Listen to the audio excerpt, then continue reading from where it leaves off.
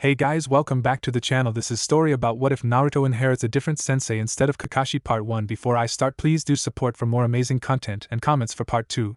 Do consider to subscribe my channel and share my video to your friends and check out the description as well. Let's start the video. It was a cold and dark night when the Nine Tails attacked the village of Konoha. It was said that the demon could not be killed, which was actually true. Nothing could stop the demon, and as the ninjas of Konoha desperately attempts to defend their home from the monster, the leader of the village, the Hokage, was not seen among the shinobi fighting the monster. Minato Namikaze, the current Hokage, was at Konoha Hospital, pacing around in circles like mad as he awaited the news of his wife, Kushina Uzumaki, delivering their baby. Watching their Hokage in worry were four men. They were the previous Hokage, Sarutobi, his sensei the Frog Sannin, Jiraiya, his student, Hatake Kakashi, and an elite Jonin almost on par with Kakashi, Harino Maki. Harino Maki was the same age as Kakashi, and the two were considered the best elite Jounins in Konoha.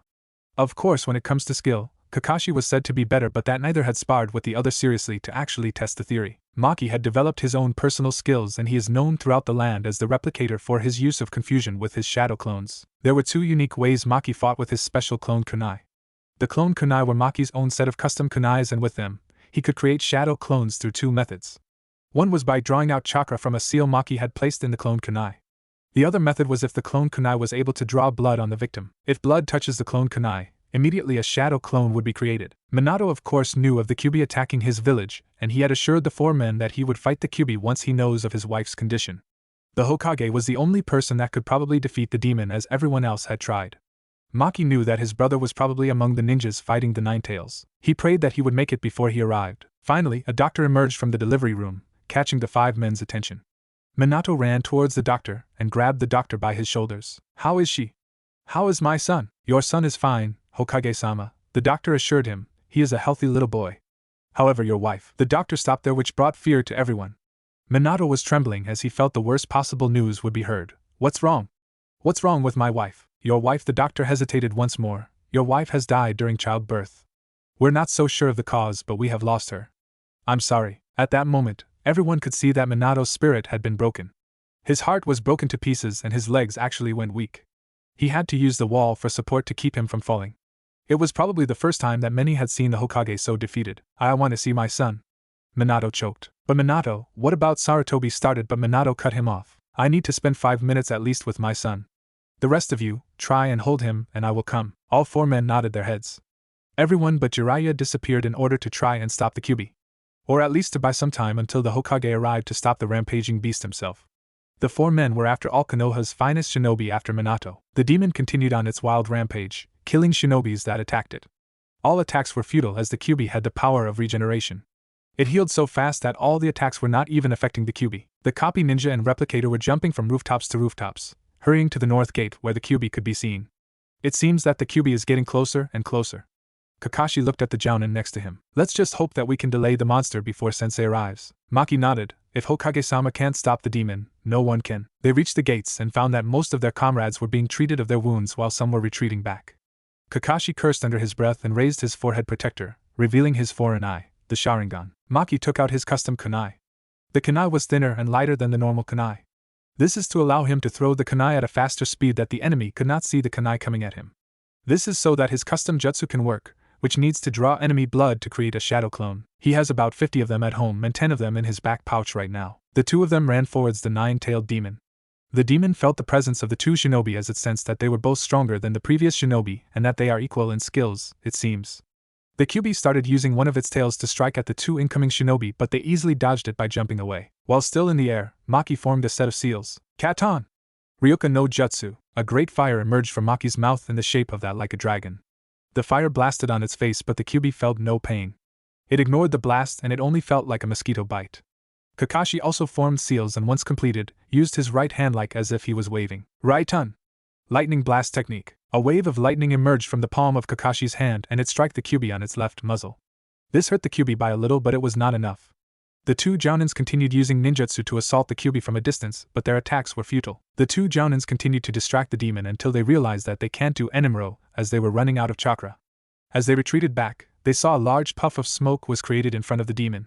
It was the Toad King, Gamabunta, and on top of it was the fourth Hokage. Maki jumped to a tree and watched on as the fourth Hokage fought against the legendary nine-tailed beast. They were both equal, but however, as the fight continued on, they could see who was winning. With the Kyuubi's enormous amount of chakra, the beast cannot be stopped. The fourth Hokage was losing. However, Maki observed something strange with the fourth Hokage. He was now holding a baby in his arms. When seen carefully, it was his son, as the child had blonde hair like him. Why would the fourth Hokage be endangering his son? He started whispering something to his son, and he formed the seals. Kakashi gasped when he saw the seals. "What's wrong, Kakashi?" Maki asked. Kakashi did not respond.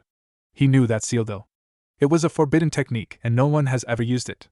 Could it be that Minato knew that there was nothing else that could beat the beast? He was taken out of his thoughts as Maki's hands were on his shoulder and shaking him. "Kakashi, what's wrong?" "That seal," Kakashi said weakly, "that seal that he is doing. It is a forbidden jutsu. No one has ever used it, as whoever uses it will." Kakashi did not finish it. He did not want to say it, but Maki somehow knew the answer. Whoever uses that technique will die. At that moment, Minato finished his seal and he said to something behind him, but Maki could see no one. The Kyuubi lunged forward and was about to strike when it suddenly stopped. It was like being sucked towards Minato. Then, to everyone's surprise, the Kyuubi was being sucked into the child. Minato was looking as the Kyuubi was being sealed into his newborn child. It was the only option. Once the Kyuubi was fully sealed into the Kyuubi, the Shinigami started to take Minato's soul. Gamabunta placed the fourth to the ground and disappeared in a puff of smoke. Maki and Kakashi leapt towards the dying fourth Hokage. When they reached them, Kakashi placed Minato in his hands, holding him up. "Kakashi," Minato said weakly, struggling to not close his eyes. "What, Sensei?" Kakashi was on the verge of crying, one that does not happen often. "The Kyuubi is now sealed in my son," he said, pointing towards the newborn. Maki stared at the newborn baby and he had a black seal on his stomach. "So it is true, Kakashi," Minato said, now gasping for breath. "Naruto, my son, tell the villagers to treat him as a hero and not a..." Minato stopped there as he finally lost his fight for life. He closed his eyes and both Jounins present knew that his eyes will never open again. Kakashi wept on his sensei's chest and Maki just looked at the boy. He held the boy in his arms as the boy started to cry. Several ninjas started to surround them and watched in grief at their fallen Hokage. They stared at the two top Jounin. One of them was still crying while the other started walking back to the village with the boy cradled in his arms. He can't take care of the child as he knew that his sister-in-law will need to take care of her daughter now that his brother is dead. Still, he will not abandon the boy. He is the fourth legacy and as the fourth's final request, he is to be viewed as the hero. "Sarutobi-sama, what do you say?" Maki said in a concerned voice. Sarutobi was now seated behind the Hokage's desk, taking a puff of smoke from his pipe. Sarutobi was having a headache. He was now once again the Hokage and he was old. He sighed heavily. "We will respect the fourth's request that he be viewed as a hero." "With all due respect, Hokage-sama," Maki interrupted, "we shouldn't take this only as a request. He is the fourth's son. He deserves the respect that his father was also the hero." Sarutobi nodded. "Let us just hope that the villagers will listen to this request, though it also might fall on deaf ears." There was an awkward silence in the room now. Naruto was now asleep in Maki's arms after he comforted the child. Kakashi was not present as he carried his sensei's body to be buried personally by him. He was the remaining student from his team, so he was the best to do so. "How is your sister-in-law?" Sarutobi asked. Maki shook his head sadly. "Not too well. She's still blaming the Kyuubi for his death, and if she finds out about Naruto, I doubt she will listen to not blame the child. After all, she lost her husband." "And do you blame Naruto?" Sarutobi asked sternly. "No. Naruto here will be like his father. He will bring honor to Konoha. In the future, that is." Sarutobi smiled. "So it was decided then that Naruto for now will be placed in an orphanage and Kakashi and Maki will look after him to make sure that he is not harmed." Maki bowed and left Naruto with Sarutobi to do the job. He closed the door behind him and started to make his way home. He hoped that the villagers will indeed listen to the fourth Hokage's last request. He started to think on Kakashi. He was the student of the fourth and the two of them were near equals, but Kakashi just might be slightly better with his Sharingan. He sighed. It's not that they are rivals. They are just nothing but close friends. Maki entered his house and found his sister-in-law crying on the loss of her husband. He too knew the loss. His brother was a good man and a wonderful shinobi. He sighed. His brother was a man that he respected a lot and loved him too. He knew that he made a good choice in finding her as a wife. She was beautiful with her pink hair and emerald eyes, but he knew that he did not want her to suffer like this. Sadly, Maki knew that he needed her to let it all out. He will try and comfort her tomorrow. He walked into a room where the girl was found sleeping. He smiled as he watched his niece sleep peacefully. "Don't worry, child," he whispered to her ear, even though she was asleep. "I'll take good care of you just like my brother took care of you. So sleep well, Sakura." "Damn it, where is the last one?" Maki asked himself. He was hiding in a tree branch, overlooking a bandit camp. Or what was left of a bandit camp. There were several dead bodies lying on the ground and some were burned to death. Maki felt no remorse for them as they are a threat to the travelers from and to Konoha. He thought that this B-rank mission would offer more of a challenge, but he was wrong. The last bandit was a missing nin from Konoha. He didn't really know that man, but he left for some unknown reason. He looked around until he heard something. He quickly jumped off the branch as 3 shurikens were tossed, and it nearly got him. He landed on the ground only to find an exploding tag. He cursed under his breath, and it exploded, blowing Maki to pieces. "And you call yourself a Jonin?" A voice mocked, stepping out of his hiding place. He walked to where Maki should have died only to find not a single piece of his body there. "Looking for me?" a voice said, and the Jonin bandit was kicked to the ground face first. He grunted in pain and looked at his attacker, only to find that it was Maki himself. "How?" Maki smirked. "You didn't think I am known as the replicator for no reason, did you? When you tossed those shurikens and I jumped away, I created a shadow clone to throw me to another branch while my shadow clone took your trap. Damn you!" The missing nin yelled and charged at Maki. Maki took out his custom kunai, and the two engaged in a kunai fight, metal against metal. The sound of the metal clashing against one another can be heard throughout the forest. They met once more only to block one another, and Maki quickly formed his seals. Katon! Hausenka no Jutsu. Fireballs emerged from Maki's mouth, all aimed at the bandit. The bandit was able to avoid most of it, but the last fireball blasted the man's shoulder, severely burning it. He clenched his wound and quickly formed his own seals. Doton! Earth-crushing technique. The earth below Maki slowly formed a pit, and the pit suddenly raised up to Maki's body, attempting to crush him into a pancake. Maki, thinking quickly, used the pit to kick himself out, and he made it by a second. The sound of walls crashing one another were heard, and Maki was safe from being crushed. Maki formed his seals again. Katon! Firewall technique. Maki blew out fire, and the fire landed right in front of the bandit, and suddenly burst into a large wall of fire, blocking the bandit's view. He tried to see past, but he could not. Maki, on the other side, smirked and threw his custom kunai at the bandit, and it plunged on the bandit's chest, blood spurting out. That was his end, as the moment blood was drawn, a shadow clone of Maki was created. The bandit looked at the shadow clone as it placed a kunai on his neck. He could feel his life coming to an end and his last words, so that is why he is given that name. The shadow clone sliced the man's neck and he fell over, dead. Once he completed his job, the shadow clone disappeared in a puff of smoke. Maki nodded to himself. Mission accomplished. He jumped on a tree branch, looked back at the camp once more, and made his way to Konoha, which was about 10 miles away. He sighed heavily. It has been 5 years since the Kyuubi incident, and Naruto is now 5 years old. He has grown to be quite the hyperactive kid, though he is still abused by the villagers from time to time. Kakashi and Maki have missions that takes days to complete, and that is when the villagers normally insult, and sometimes even attack Naruto, though it is not life-threatening. Still, he is just a kid that should have these kind of troubles. It was just like the third said. The request of the fourth fell on deaf ears. None listened to the speech Sarutobi gave after the attack, and they all took out their anger for the death of their loved ones on Naruto. Even his own sister-in-law. He actually had a big argument with her a few weeks ago regarding Naruto, and called Maki himself a demon for protecting Naruto. Heck, even some ninjas were said to attack Naruto. They threw shurikens at him and other ninja tools, but luckily none of them were aimed at the important targets, such as the heart. They aimed his hands and legs, but it is still pure torture. Naruto somehow had the ability to heal himself. The thought of that angered him, and he placed more chakra to his feet, speeding up his journey. He saw a group of shinobis walking down the path. It looks like they have a mission. This means that he was near Konoha, and after 3 minutes of jumping from tree branch to tree branch, he saw the massive gates of Konoha. There has been so many problems with Konoha over the years. The defection of the Snake Sannin just because he was not elected Hokage, the death of the fourth. Konoha has lost so many great ninjas. He brushed those troublesome thoughts out of his head, and started to walk towards the Hokage Tower. After all, he has to give him the report of his mission and that he has finished off one of the missing nins of Konoha. It was lucky that the missing nin was not a very powerful nin. He waved at several passerbys. He knew some of them as friends when they were kids. They failed their real genin test and became civilians of Konoha. They still can fight, but not as efficient as the genin, but at least they can defend themselves better than normal civilians. "Hey, Maki!" A voice called him. He turned to the source of the voice, and it was another of his good friend, Irika. "Yo, Irika, you came back from a mission?" he asked, patting his back. "Yeah. I was just about to give my report to Hokage-sama." "And what about you? Have you finished teaching those annoying brats at the academy?" Irika laughed. "Yeah. They can be quite a handful, but I guess I got used to it." Maki shook his head.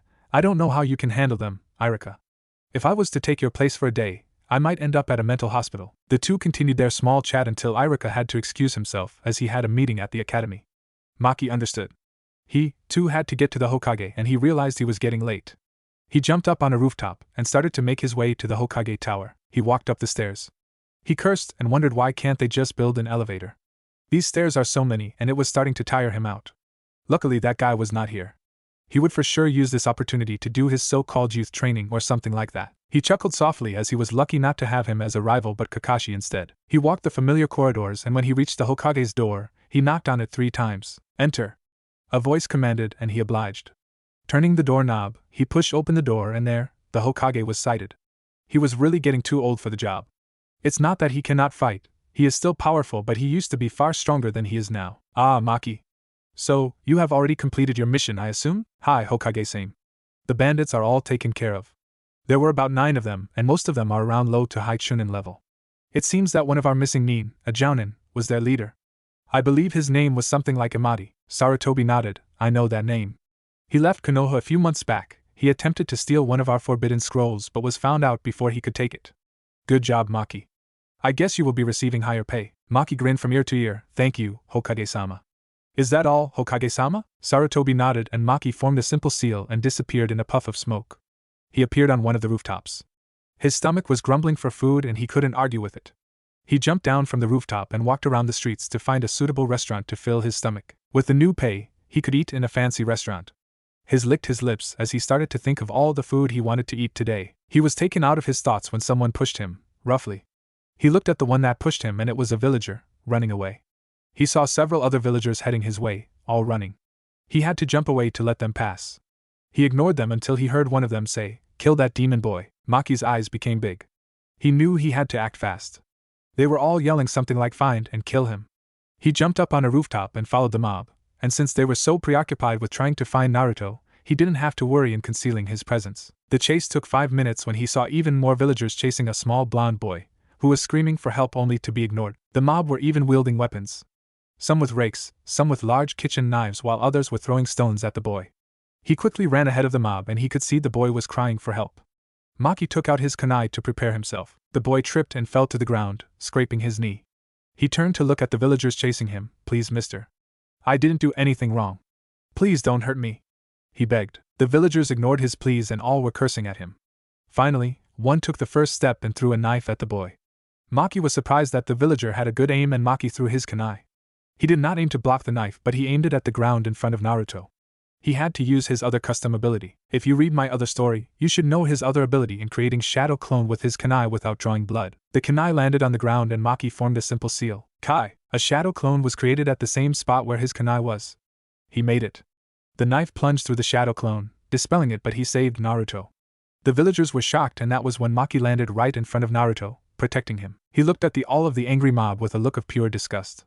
"If you dare touch this boy, I will kill you," he said in a harsh tone. The leader of the mob scoffed. "You can't stop all of us. You are one while we are many. If you do not move out of the way, you will die with the demon." At that moment, several puffs of smoke was created and several shadow clones of Maki were created, all of them grabbing the nearest villager, and placed their kunai at their necks. "I will say it once more," the real Maki said, "leave, or I will kill you. It seems you do not know me to actually underestimate me." One of the villager, a woman, realized who he was, Maki the replicator. The nickname caused several of the villagers to cower in fear. Most of them started to apologize while others looked at Maki in silence. Slowly, the shadow clones of Maki released them and they instantly ran from the spot. Maki looked at them and narrowed his eyes to make sure they're all gone. Then, he dispelled each and every one of the clones. He turned to look at the blonde boy was hugging his knees, crying softly. He bent down and tapped the boy on his shoulder. "Naruto, it's okay. It's over. Those bad men won't harm you anymore." Naruto looked up at Maki with tears in his eyes. "You won't hurt me, will you, mister?" Maki shook his head. "No. I want to protect you, Naruto." "How do you know my name?" Maki shrugged. "I just know." At that moment, Naruto's stomach growled in hunger and Maki chuckled. He also have not eaten his lunch. "Are you hungry, Naruto?" Naruto merely nodded and to at least lighten up his mood, he asked again, "So, come on. We will eat together. Just tell me where do you want to eat?" Maki offered his hand and the boy hesitantly grabbed it. Maki pulled him up to his feet and the two started walking. "I want to eat at Ichiraku's ramen," the boy said. "Ichiraku," Maki said to no one particular. "Well, it has been a long time since I ate there. Minato liked ramen and he used to treat me and Kakashi." "Who's Minato?" the blonde boy asked, looking at Maki. Maki cursed softly at himself. He rubbed his head. "Oh, he's a friend of mine." Maki breathed in relief that the boy did not press the question further. After all, it was the third's orders that the boy is to not know of his heritage until he come of age. This is to protect him from the Rock Country as they are the enemies of the Fourth, and would not want his son to be a threat to them. Despite now being at peace, Konoha and the Rock are still not in friendly terms. They will attack each other on sight, and that is why it would be best to avoid such conflict. They reached Ichiraku Ramen a few minutes later. Maki observed that the villagers were glaring at the boy. Some of them whispered among another, and others attempted to say something harsh to the boy but thought better of it, as he was accompanied by a ninja. "Hey, old man!" Naruto said loudly upon entering the shop. A man wearing a white shirt turned around and saw Naruto. He gave a smile. "Oh, Naruto! So good to see my favorite customer." A younger woman came from the back and greeted Naruto. "Naruto, what would you have for today?" "My usual, I am Mikan." The woman, with long brown hair, nodded and turned to Maki. Maki and Ayam looked at each other and Ayam blushed. Maki too blushed, but he tried to hide it. The old man, known as Tuchi, asked Maki, "So, what would you have?" Maki snapped out of his gaze and looked at the old man. I guess the shrimp ramen will be good." Tuchi nodded and the two started to prepare their customers' meals. Naruto was actually drooling in anticipation, fidgeting around in his seat and asking the chef to hurry up. Maki chuckled to himself. It seems that Naruto has the same appetite for ramen as his father. After a few minutes, Ayam brought 2 large bowls of ramen. One, she handed it to Naruto, and the other to Ayam. Maki thanked her, and she blushed once more. Maki was actually smiling, and he knew that he somehow caught her attention. Not that he minded, she was quite beautiful in his eyes. "Itada kamesu," Naruto said loudly, breaking his chopsticks. Maki, having his manners, calmly broke the chopsticks and ate slowly while Naruto ate his ramen with unmatchable speed. It was probably a record, and Maki observed that his the fourth had better manners than Naruto. Well, he can't really blame Naruto since he is right now an orphan and had no one to teach him about table manners. "So, Naruto," Maki said, turning to look at the boy, "how is life at the orphanage?" Naruto stopped eating. He had a depressed look suddenly and did not answer Maki's question. "What's wrong?" Maki asked, worry in his voice. "I no longer live in the orphanage." "What?" Maki was now standing up now from shock. "What happened?" He knew that Naruto was supposed to live at the orphanage. That was the deal. "They kicked me out of the orphanage 2 weeks ago. They said they did not want to take care of me because I'm a demon. I have been living in the streets, and just taken scraps of food. Sometimes I come here, an old man and Ayam Mikan offers me free ramen." That news literally took a toll on Maki's temper. He slammed his fist on the table, shocking the 3 people in the ramen stand. This greatly angered the replicator, as Naruto was actually kicked out just because he contained the Kyuubi. It's not like as if he was the Kyuubi himself, he cursed, feeling like destroying the orphanage but refrained himself from such thoughts. "Naruto, once you are done eating with your lunch, you are coming with me to the Hokage." Naruto looked at Maki with a scared expression on his face. "Please, mister. Don't hurt me." Naruto," Maki said, interrupting Naruto, "I'm not going to hurt you. We just need to solve this little problem with the Hokage on why you were kicked out of the orphanage." Naruto slowly nodded and started eating his ramen, slowly this time. Maki was trying to calm himself down. This village has definitely disrespected the fourth. His son was being treated like trash when he is actually the savior of the village. If he wasn't born, Minato would not have anyone to place the Kyuubi in, and the village would have been annihilated. After Naruto was done, Maki paid for their meals and he grabbed Naruto by the wrist. He formed a simple seal and looked down at Naruto. "Don't let go." After that, the two of them disappeared in a puff of smoke and appeared at the Hokage tower. Naruto was amazed on how he got here but did not question on how he got here. After all, Maki was a ninja, so he knew this must be a jutsu he performed. Maki let go of Naruto's wrist and the two walked into the Hokage tower, making their way to the Hokage's room. It took a while to get there and Maki took the time to calm himself down. Not because he was angered at the Hokage but at the villagers. He couldn't believe that his own sister-in-law was one of them. When they finally reached the door leading to the Hokage's room, Maki knocked on the door. "Enter," a voice said. Maki opened the door and led Naruto in.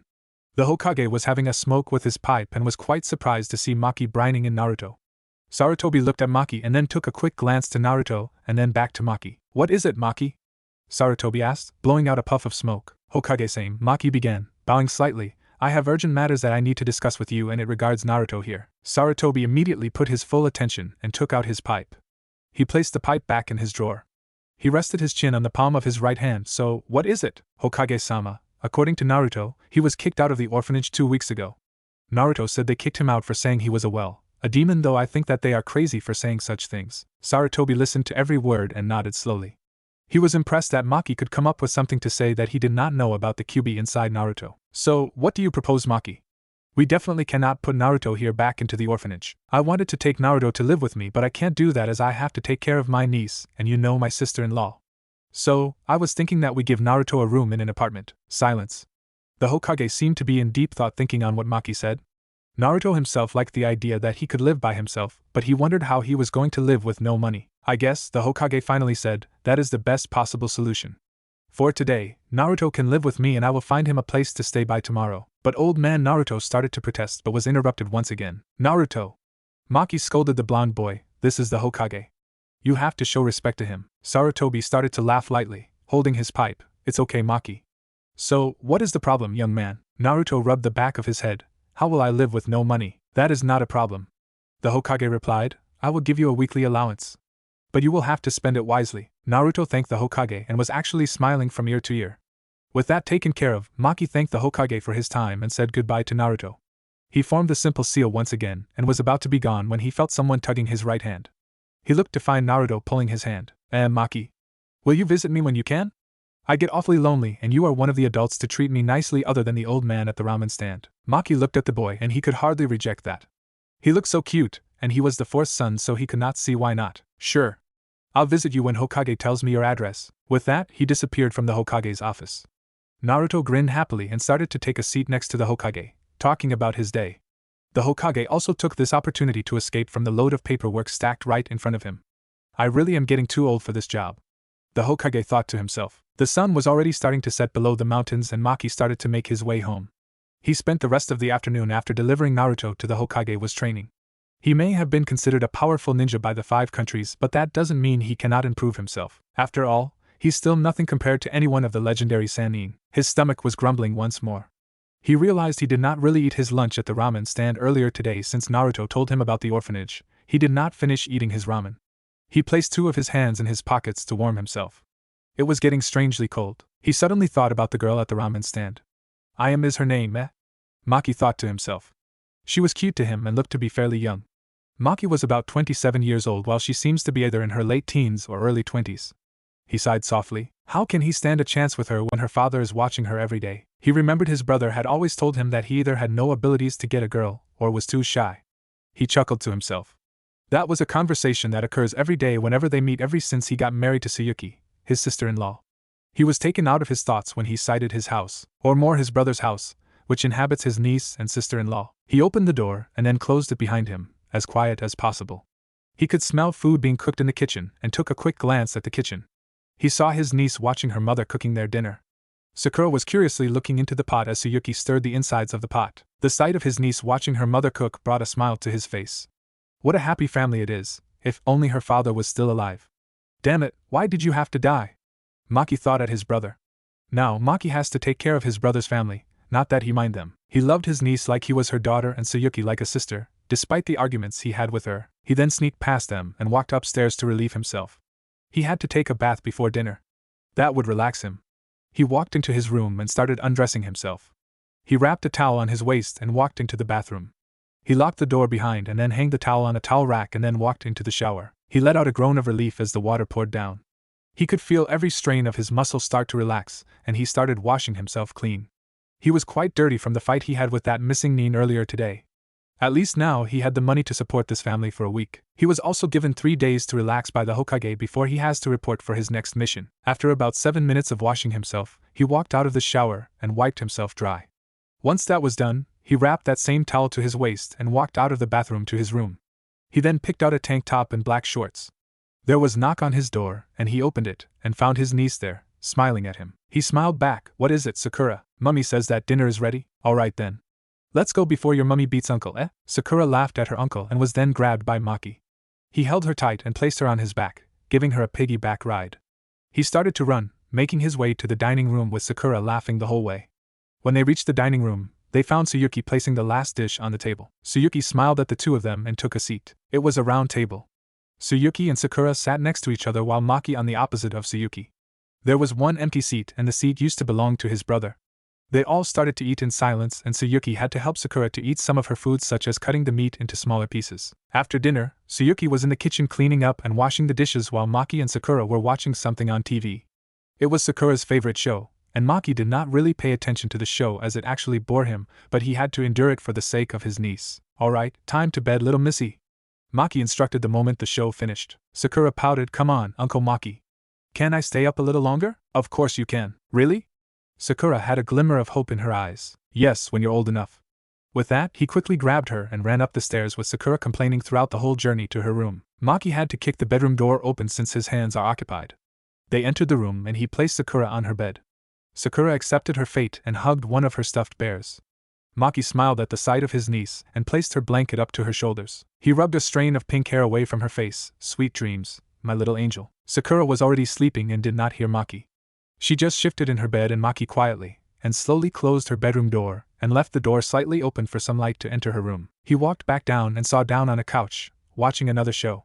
Tsuyuki joined him a few minutes later, taking a seat at the other end of the couch. She placed both of her feet on the couch and turned to face Maki. Is she asleep? Maki nodded. Yeah.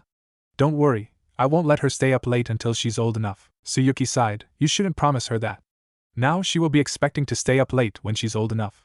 A girl do need her beauty sleep and should sleep early. Maki laughed nervously. Sorry. I'll keep that in mind. That's what you said last time. I did. Tsuyuki rolled her eyes. You're hopeless. The two shared a laugh and continued watching the TV again. They watched a documentary and history about the Sand Village. Maki knew most of the facts. After all, he is a ninja. It's not like the show is going to give out important information of the Sand Village. This show is more for the normal citizens that do not know anything about the ninja world. When the program ended, they started to switch every lights out. They switched off the TV and the lights. When that was done, they said goodnight to each other and went to their respective rooms. Tsuyuki's room was closer to Sakura since she is the mother. Maki closed his bedroom door and plopped down onto his bed. He rested his head on his pillow and two of his hands on the back of his head, staring at the ceiling. He thought about his brother, and then it shifted to Naruto. At least now Naruto will have his own place to stay and Maki will be there for him as a friend. He wondered if he can teach Naruto some jutsus to help him. He will have to ask the Hokage for permission for that. He closed his eyes and soon drifted off to sleep. Naruto woke up in his new apartment, yawning loudly. He remembered being carried to his new apartment by the Hokage and then being tucked to bed. He wondered if that was how it felt being tucked to bed by a grandfather. He had never had such a peaceful sleep since he could remember. He always had trouble sleeping in the orphanage, and he was finally out of that hell. He was so relieved. Yesterday was the best day of his life. First he was saved by a man from an attack and now he had a new place to live with no adults scolding him and beating him for even the slightest thing such as spilling milk or something. He got off his bed and started to make his way to the bathroom. He looked at himself in the mirror and for the first time in his 5 years, he realized he had some sort of whisker marks. 3 whisker marks on each cheek. He touched them and it felt real. He wondered about it and after a couple of seconds, stopped what he was doing and brushed his teeth and took a quick shower. Once he was done, he realized that he needed to eat breakfast, and since he just moved in here yesterday, he had no food or anything. He decided to eat at Ichiraku Ramen. After all, he was treated by that guy yesterday, and now he was given some money by the Hokage so he may as well spend it. He changed into another of his orange jumpsuit, and then walked out of his apartment, locking the door behind him. As he walked down the streets, he ignored the hateful stares he is receiving right now by the villagers. Some of them merely ignored him as they grow tired of insulting him. The only adult that was never mean to him was that old man at the ramen stand. He just said that he knew Naruto was a good boy and not as a container. He once asked the old man what he meant by container, and the old man said he was talking about giving him a container of ramen.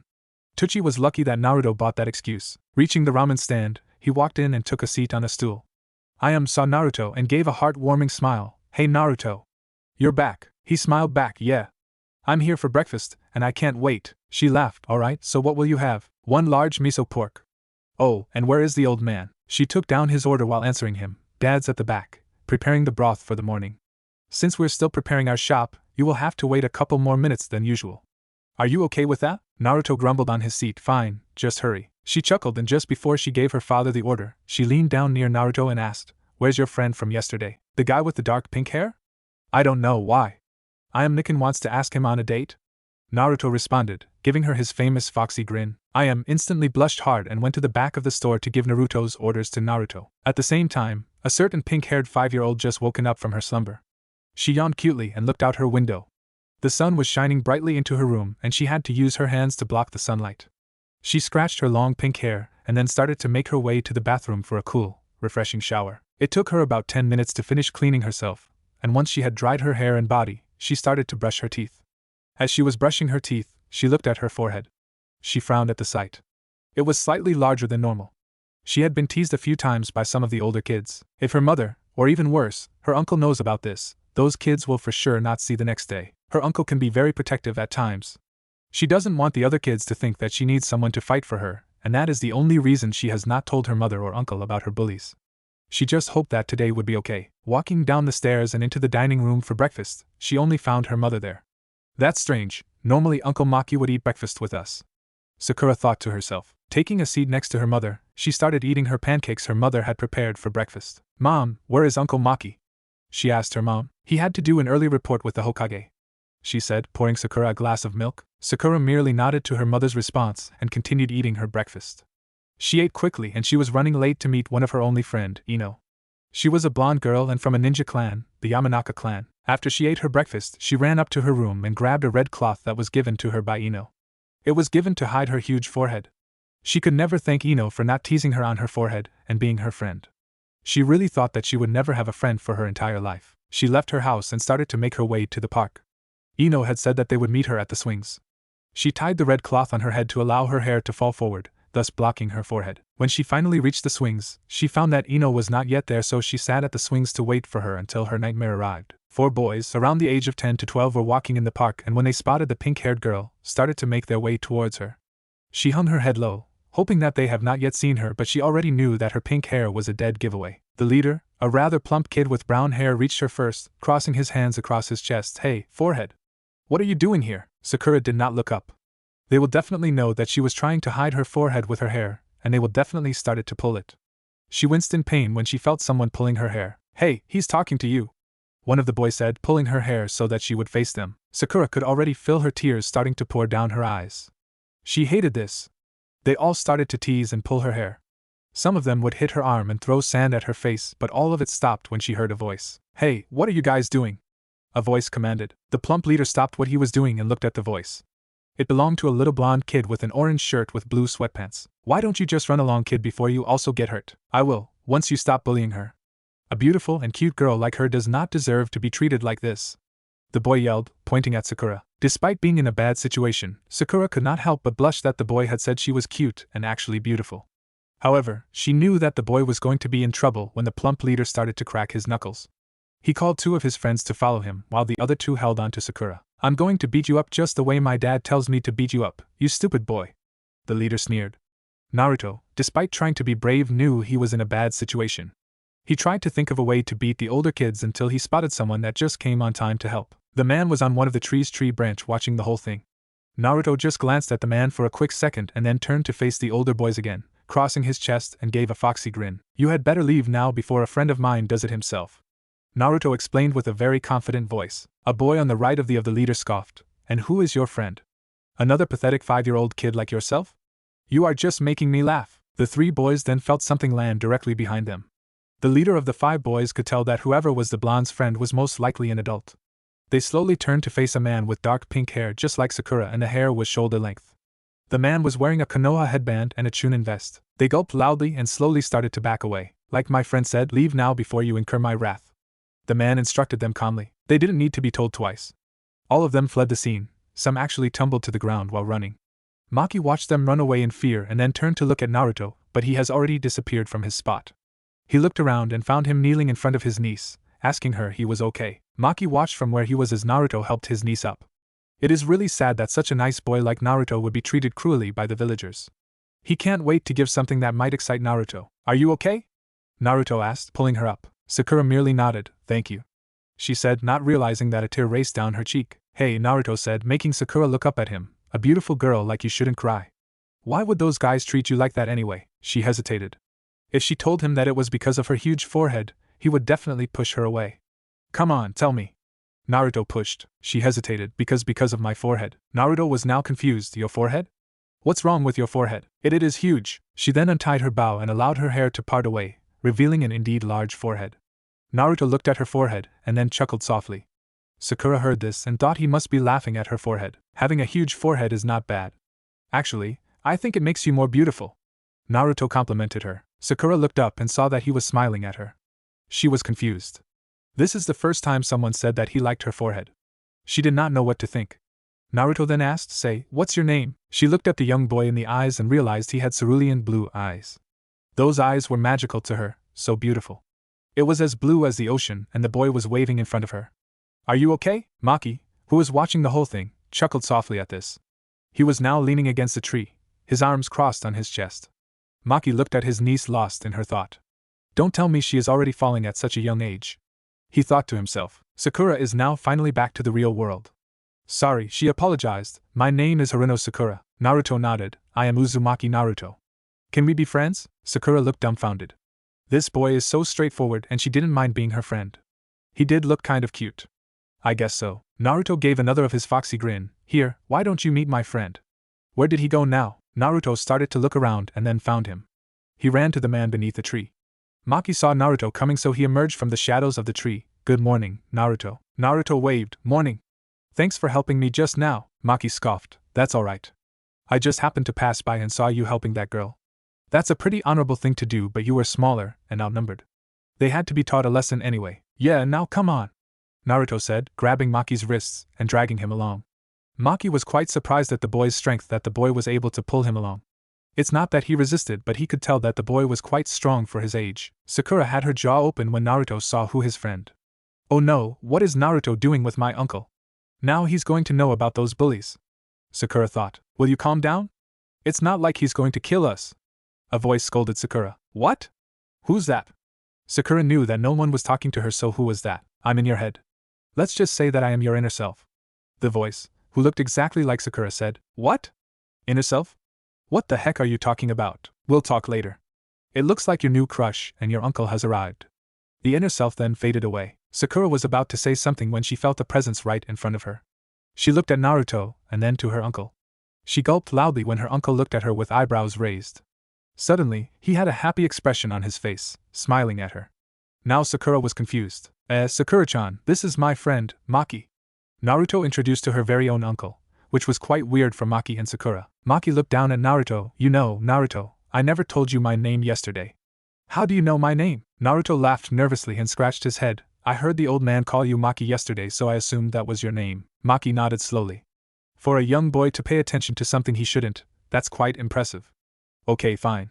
As long as you weren't stalking me or something. Naruto grinned and then turned back to the pink-haired girl. So, Sakura, why don't we play on the swings or something? Sakura shrugged. I was waiting for Ino, so I guess we could play for a while. Naruto nodded and Sakura sat on one of the swings. Naruto was about to ask Maki to help them push when he realized that he has disappeared. He was a ninja, so Naruto was not surprised that he did not realize he was gone. Shrugging off, he sat on the swing next to Sakura and the two just swing by themselves. Sakura, in the meantime, was having an argument with her inner self. For the last time, I don't like him. He's just a friend. Sakura said to her inner. Whatever. I am your inner. I know what you truly feel or want, so you may as well stop lying to yourself. Her inner replied. I'm just nervous because I have never had a friend that is a boy. Sakura explained. Yeah, whatever. Anyway, what are we going to say to your uncle later?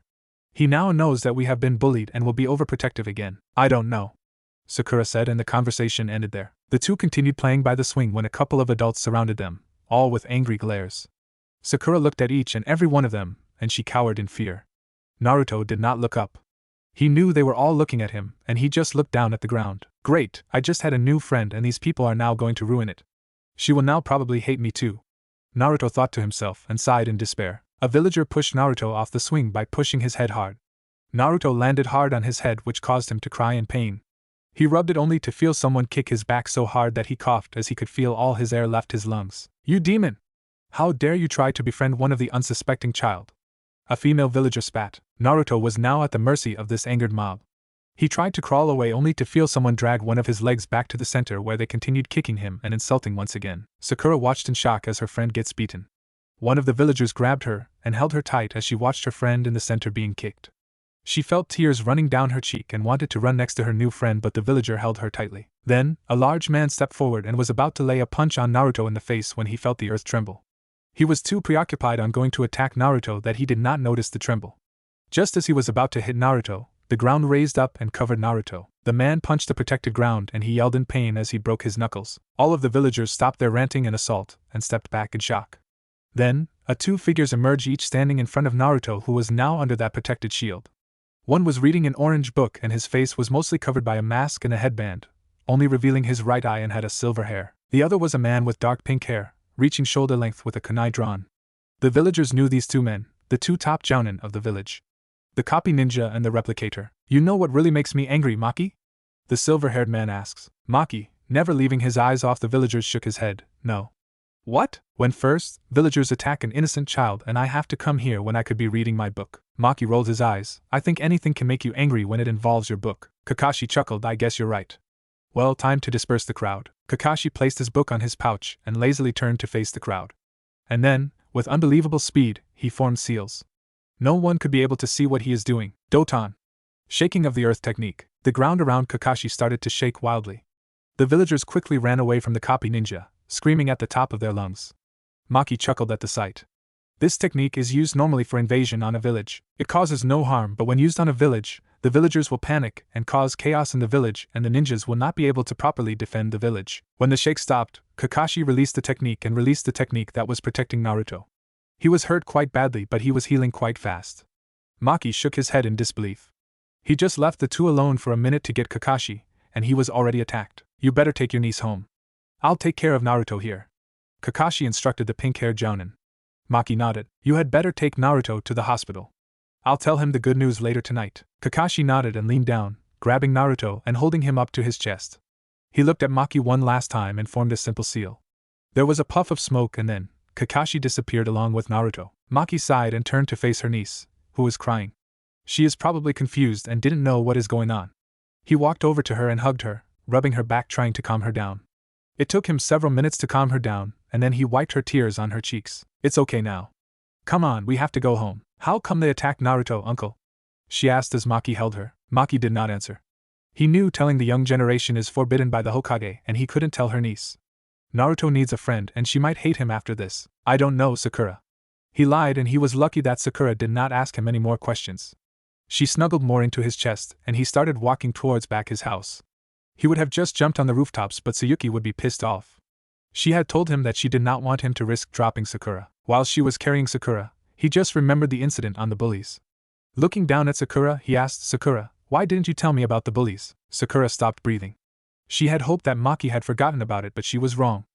She gulped. I just didn't want you to always be there for me.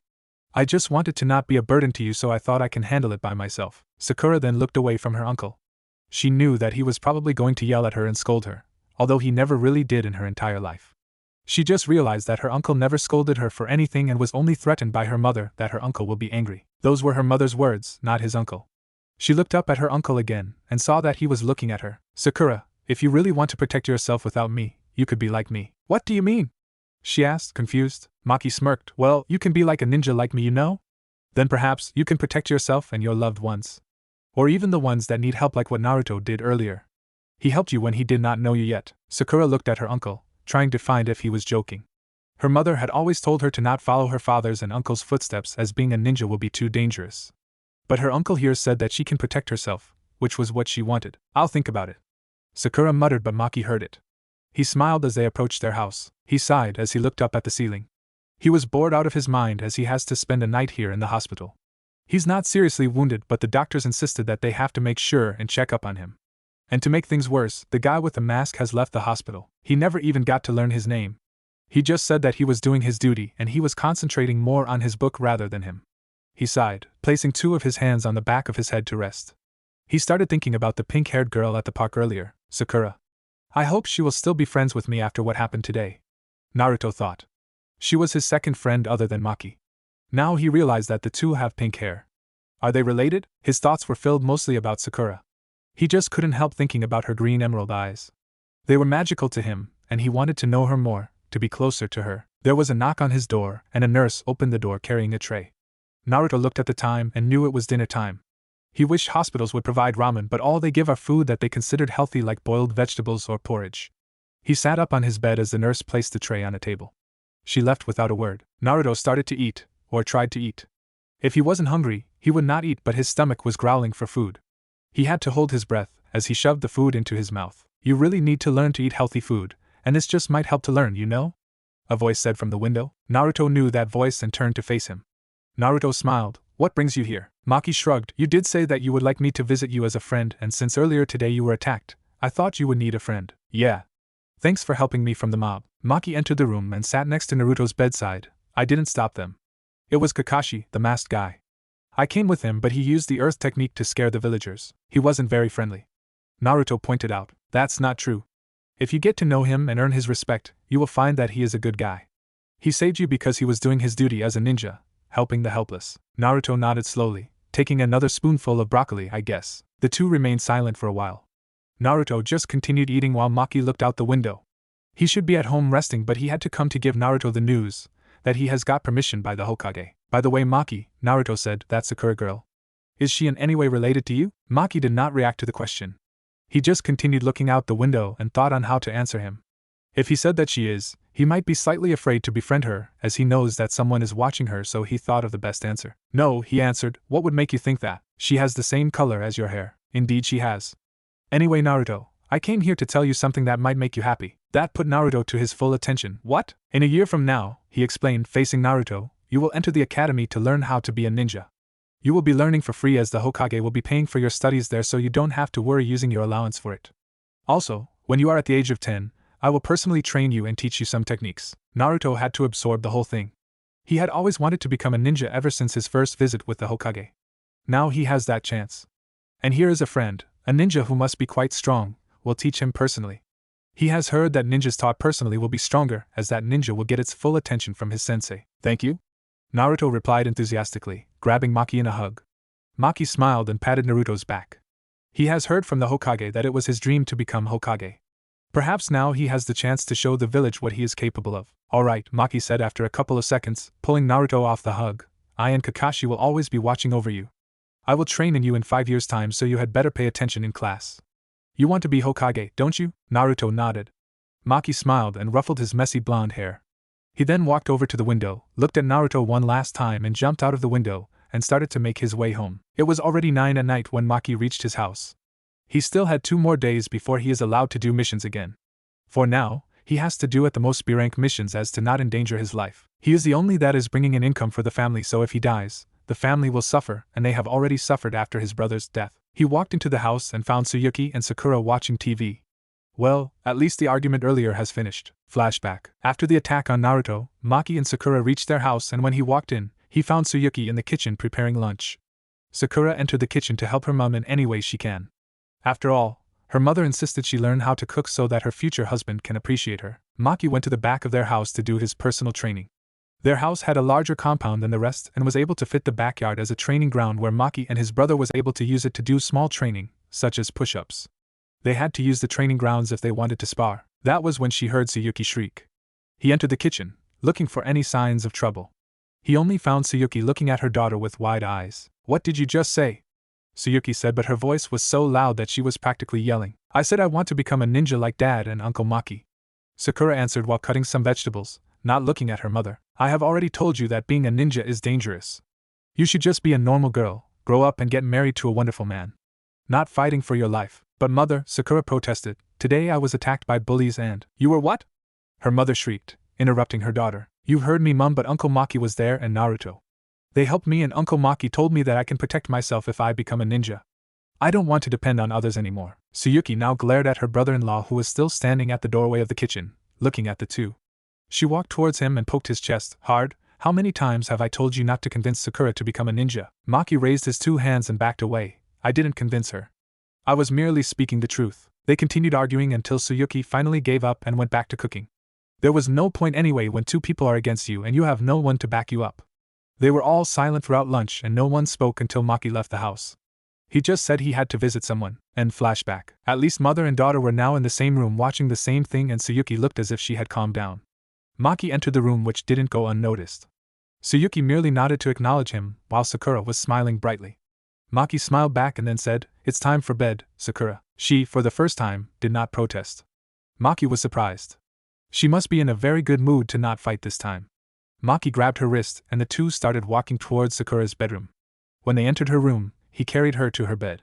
As he placed the blanket up to her chest, he had to ask, What brings you in such a good mood? She smiled widely again. Mom finally agreed. Maki was confused. Agreed? She nodded. Yeah?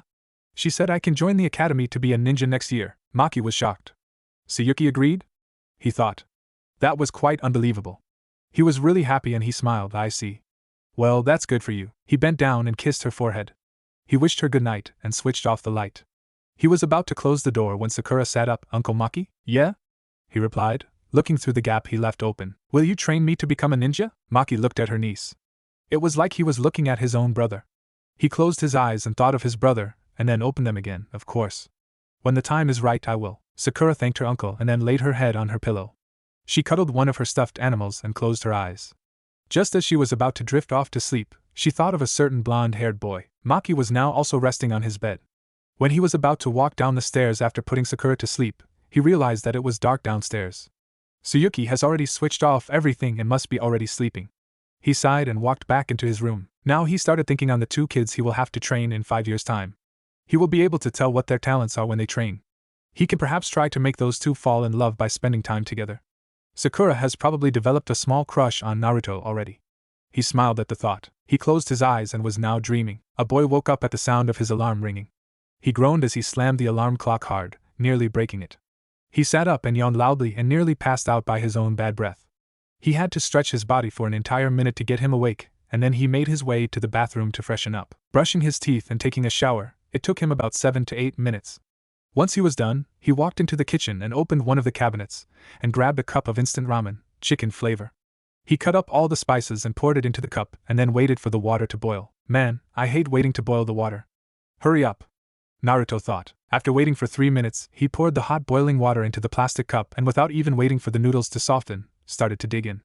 Despite the heat, he was able to eat at record speed and in just 2 or 3 minutes, he has already consumed his breakfast and drank down the broth. He looked at the clock which reads 7:45.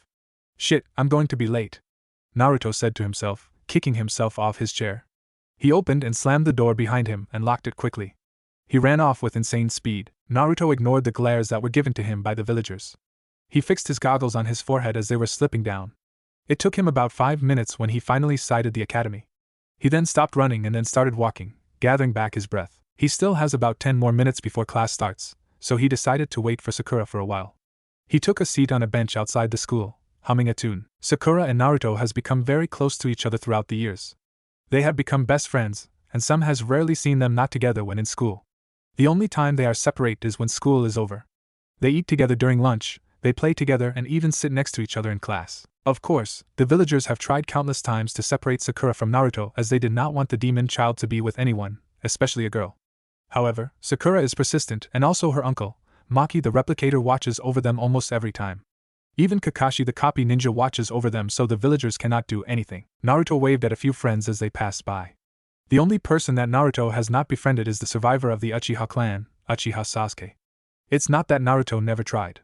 It's just that he seems to be uninterested to have friends. The only thing that Sasuke seems interested in Naruto is his ability to be the only student in class to be equal in him when they have to spar against one another. Hey Naruto! A voice said and Naruto looked at the source of the voice. He turned and saw Sakura waving at him with Ino next to her. Naruto smiled and waited for the pink-haired girl to reach him. His heartbeat increased as he watched her walk towards him as he seems lost in watching her laugh as she talks with her blonde friend. Good morning, Sakura-chan. Naruto greeted Sakura when she finally reached him. Good morning to you too. Have you waited long for me, Naruto-kun? She replied back as Naruto raised himself from his seat. Not really, just a few minutes actually. He answered and the three of them walked into the academy. Although neither has admitted to each other, Sakura and Naruto actually likes each other but are too shy to admit to one another. There have been occasional hints given but they either just take it as a friendly gesture or ignore it. As they walked in the academy's hallway, Sakura turned to look at her spiky blonde-haired friend. She just couldn't get enough of those ocean blue eyes and the whisker marks on his cheek makes him look cute. He actually looks better now ever since Sakura suggested he change his orange jumpsuit attire. He now wears a black shirt and dark blue pants. Also, he was given a white cloak by the Hokage, saying that it was his property. Naruto now looks almost exactly like the fourth Hokage now with that white cloak. Naruto turned to face Sakura, looking directly into her green emerald eyes. So, Sakura-chan, are you ready for the test Iruka-sensei said he would give us today? Sakura nodded. I have already studied them last night. The 5 chapters that Iruka-sensei told us to study are quite easy to remember. 5 chapters? Naruto said in disbelief. I thought he said 4 chapters? Sakura sighed. Naruto could actually be one of the top students in class if he paid more attention. He has the brain but he just doesn't use it. Yeah, 5 chapters. Naruto scratched his head, turning the corner. What is the 5th chapter? I remember he said studying the chakra system, the great ninja war, Konoha history and types of ninjutsu. The last chapter to study is the history of Konoha's Hokages. Naruto sighed in relief. That's fortunate. I know each and every detail of every Hokage. Especially the 4th Hokage. The 3 of them reached the door of the classroom. They opened it, and find that most of the students were already seated on their respective seats.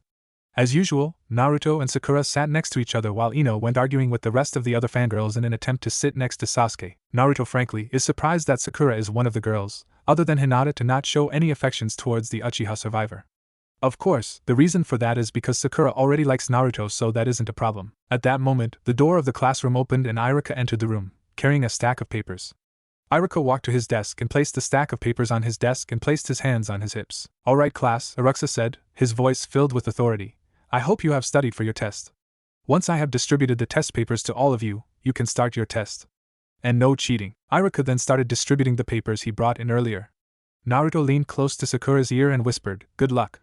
Although you won't really need it." Naruto then leaned back to his original position. Sakura giggled and slightly blushed, but she was able to hide it thanks to her long pink hair. She received her paper, took out her pencil and started writing her answers. 3 ninjas walked into the Konoha gates after finishing a 3-day A-rank mission. They had to deal with a couple of bandits that has been attacking a nearby village. The bandits were easily disposed of, but the reason why it was rated an A rank was because there were several bandit camps, so they had to eliminate each and every camp. The 3 Jonin started to make their way to the Hokage Tower to deliver their report. There was no doubt that they would complete their mission anyway. 2 of the 3 Jonins were the top ninja of Konoha and were given nicknames for their respective talents. The 3rd Jonin is Genma. Although he is not as good as the 3, does not mean that he can be underestimated. Maki fixed his long dark pink hair as it was starting to irritate his eyes. He sometimes wanted to just cut its length but decided against it. They took out the bandits with ease that Maki thought that it should actually be rated a B rank mission rather than an A rank. Kakashi was reading his perverted orange book as usual. Maki wondered how he can still keep his eye on the road without colliding with anybody or object. As they finally approached the Hokage Tower, the 3 Jonin stared at each other, wondering who should do the honors to report their mission to the Hokage. "I have to read my book," Kakashi simply stated, walking away. Maki turned to look at the brown-haired Jonin next to him. "I have to take the pay for my family. I hope you understand," he explained. Genma gave an understanding smile. "Well, at least your reason is the truth, unlike Kakashi-san." Maki smirked, and he started to make his way to the hall where ninjas go to receive missions. "That is also where they get the pay. Well, at least I get extra pay than usual. An A-rank mission. I should be able to support the family for 5 days at least," he thought happily. After he collected his share of completing the mission, he decided to make his way home. He has to give a certain amount of money to Tsuyuki for her to do the family's grocery shopping. As he made his way towards his house, he passed by the abandoned Uchiha compound. "It's been 2 years since the Uchiha massacre?" he thought. Yes, 2 years has passed since one of the most powerful clan in Konoha was destroyed. And it was destroyed by one man, Uchiha Itachi. The man who unlocked his clan's weapon at the age of 8, and became an ANBU captain at the age of 13. He was indeed an Uchiha prodigy. Maki himself was also selected to become the Hokage's personal ANBU, but he refused, stating that he wanted to serve Konoha rather than just staying around Konoha to watch the Hokage. He respected the Hokage, but he loved his home. When he reached his house, he opened his front door. He found his sister-in-law sitting on a chair in the living room. Maki grinned when Tsuyuki turned to face him. She was actually expecting him to return today. They have really grown close throughout the years. He thought their relationship would worsen after Sakura entered the academy, but Tsuyuki finally thought that it was best she became a ninja and forgave Maki. Although in his opinion, she didn't have to ask for forgiveness. "So, how was the mission?" she asked him, walking towards him and putting her handbag on her shoulder. "Oh, it was quite a waste of time. It was easy, but the good side of it that it brought in extra money for us." So he started to take out a certain amount of cash he just received. When he got the amount he wanted to give to her, he handed it to her. She took it and put the money in her purse. She kissed Maki on the cheek and walked out of the door, leaving the replicator alone in the house. Maki stretched himself and made his way to the kitchen for a quick snack. He opened the fridge and found some cheese, butter and a quarter of chocolate cake. He opened a couple of cabinets and finally found what he was looking for in the 3rd cabinet. He grabbed a piece of cheese and then took 2 slices of bread. He placed the cheese on one of the bread and covered the cheese with the second bread. After he finished making his quick sandwich, he placed everything back to its respective places. Taking his sandwich, he walked to the 2nd floor and walked to the balcony. He ate his sandwich while watching children with each other below. Watching the children playing with each other brought back memories of his childhood and his long-time crush. Flashback. A couple of children were playing in the busy streets of Konoha. It was the reign of the 3rd Hokage known as the Professor.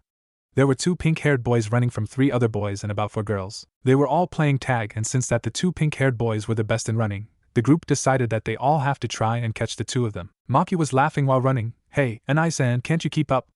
Maki said to his older brother. Hanaki, the older brother of Maki, scoffed as he avoided a boy who tried to grab him. "I'm just getting warm up." The 2 continued running, jumping over dustbins and avoiding the citizens of Konoha as they ran by. When the two of them finally lost sight of their pursuers, the brothers ran into an alley to rest and catch their breath. Man, Hanaki said, leaning on the wall, those guys are really catching up. They seem to know how we work. Yeah, Maki agreed, but we still lost them. As if on cue, the two brothers were suddenly pushed on the ground as felt something heavy on them. Maki groaned in pain and looked up to find a girl with brown eyes. She has brown hair and had her tied in a ponytail. Despite being 8 years old, Maki has a huge crush on her and his affections were pretty obvious. He had constantly asked her on dates, although she refused, saying that they were too young or she was too busy. Of course, Maki knew the truth. She was interested in another student in the academy. That guy was much more good-looking and he was from the Nara clan. He is a freaking genius and Maki, despite studying and working hard, could not keep up with him. Damn it, Himura! Maki muttered, you nearly scared me to death. Himura giggled and got off of Maki, pulling him up. Sorry. I guess we finally got you too. Hanaki chuckled as he dusted the dirt off his body. I guess you guys finally caught us. So now we can play like normal. No more the two of us running from you guys. Yeah. The group of pursuers cheered. Maki, however, was looking at Himura the whole time. He always admired her. Even though her brown eyes are not green or blue, to him, it is the most beautiful eyes he has ever seen. If she unties her brown hair, he was even more mesmerized. He sighed as he knew that he can never have her. But that doesn't mean he can try to win her affections. The group of children then restarted the round, playing tag again, and this time, Maki and Hanaki were the pursuers. End of flashback. Maki did not even realize he had finished eating his sandwich. He was so lost in thought that he didn't even know he finished his snack. Himura. Why did you have to leave Konoha? Maki thought sadly. She knew she migrated to the sand village with her family. The main reason she left was that her longtime crush, the Nara kid, had died in combat, and she was depressed for weeks. Her family could not bear to take care of her like that and decided to move away. They claimed that Konoha has too many painful memories of her daughter's love, so they moved. Himura never even said goodbye to him. Maki and Himura were good friends, despite being in a different team. Himura was teamed up with that Nara kid and he knew that the two were dating, but Maki never gave up. He still asked her on dates, but not as much as he did. He was just happy that she was happy with her crush. Still, at the age of 16, she left the village. Maki never saw her again, but he still kept a special place of her in his heart. He had and will always love her. If he couldn't get her, no other will have him. He is, despite having a weird hair color, good looking for his age. That is one of the reasons why he actually liked Ayam. He reminded her of Himura, but he knew that she cannot replace her. That is the only reason why he has not asked Ayam on a date, despite her constant flirting. Maki walked back into his house and walked into his room. He pushed away the thoughts of Himura and decided to rest. After all, he has to meet Naruto and Sakura today after they finish school. They were now 10 years old and therefore, has to start the day that he had promised Naruto and Sakura. Naruto and Sakura were glad when their last class finally ended. It was the end of the day and they can now go home. The two of them as usual walked next to each other, talking. So, how the test Irika-sensei gave us earlier? Sakura asked her blonde-haired crush. Naruto shrugged, stifling a yawn. It was pretty easy for me. I think I can actually beat you this time. Sakura scoffed. Yeah, right. That is like the 50th time you told me this. Naruto rubbed his hair and just laughed. Sakura watched as he laughed and couldn't help a small blush. He looked so cute. Sakura thought inside her head. Yeah. Just look at him. Now, go and give him a full kiss on the lips. Her inner said. Yeah, and wait, what? Sakura was shocked. Her inner actually said that? Oh, come on. You know you want to? Her inner said, giving Sakura images of Naruto and her kissing. Shut up. We are too young and… Oh, so you do want to kiss him? Her inner interrupted Sakura. Will you just shut up? Besides, I don't even know if he likes me. Sakura told her inner. Sakura-chan, are you okay? Naruto asked, worried. He was waving his hand in front of her face. Sakura shook her head to clear her thoughts. She cursed softly at her inner. Yeah, Sakura replied, smiling. I just spaced out for a while. Oh, okay. Well, you want to come and eat ramen with me? He asked as the two of them walked out of the school. Sakura started to sweat. Even though Naruto asked it to eat as friends, she thought of it as a date. Yeah, I mean, oh, of course. She stuttered. Sakura-chan, are you really okay?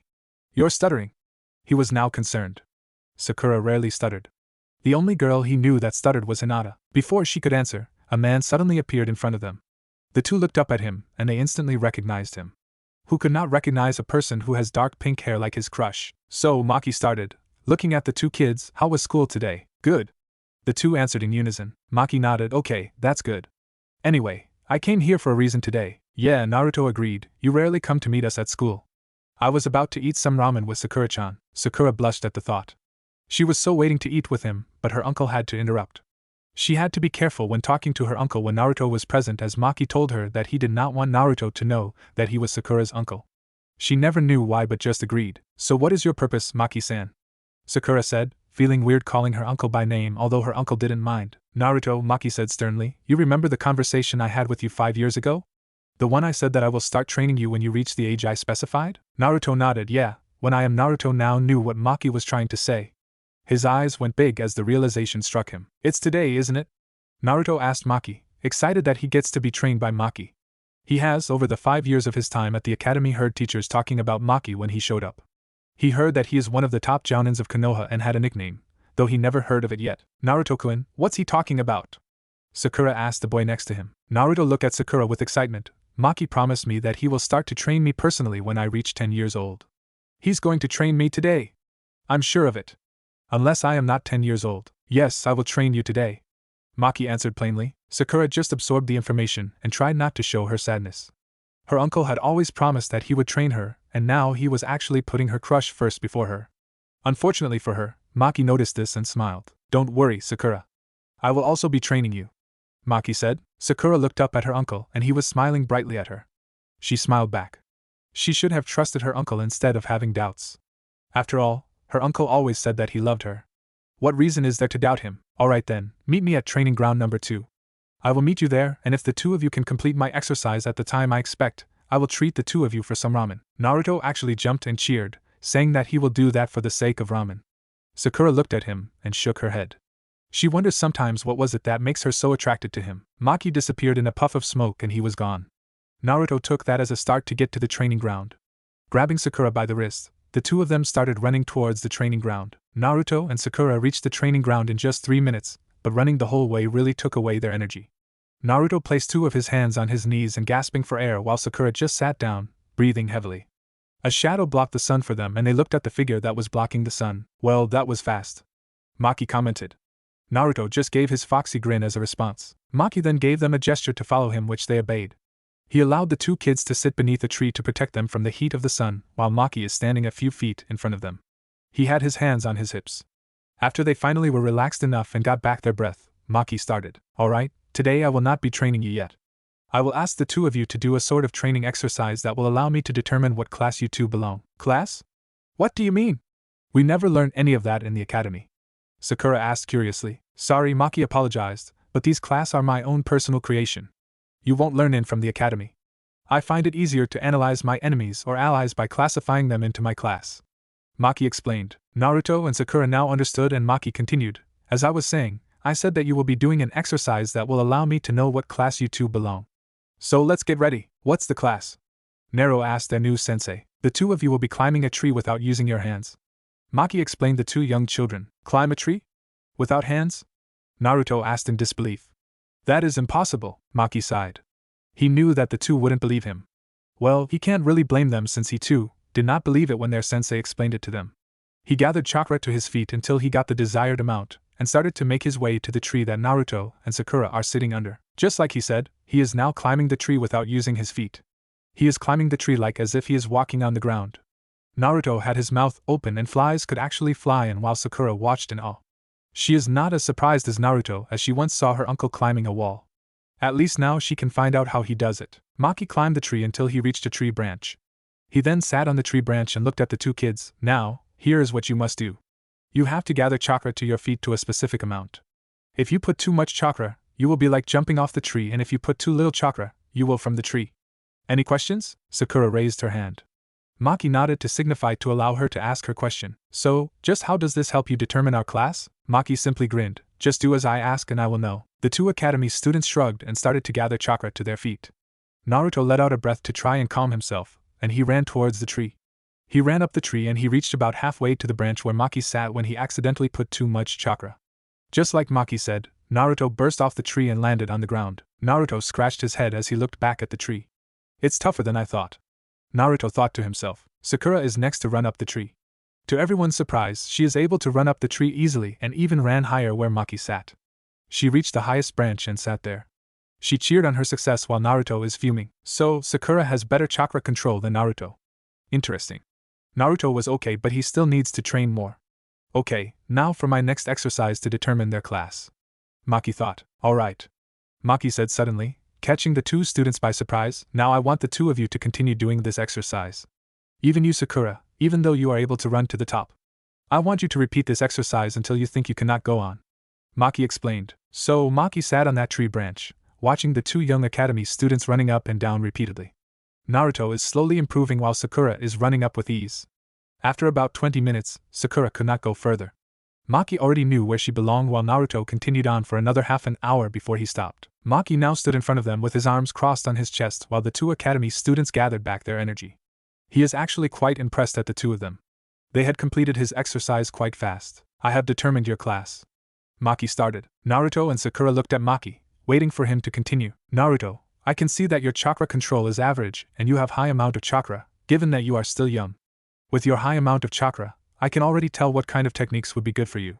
Your class is the offense and support. Naruto nodded after Maki informed him his class. Maki then turned to his niece. Sakura, you have the best chakra control I have ever seen.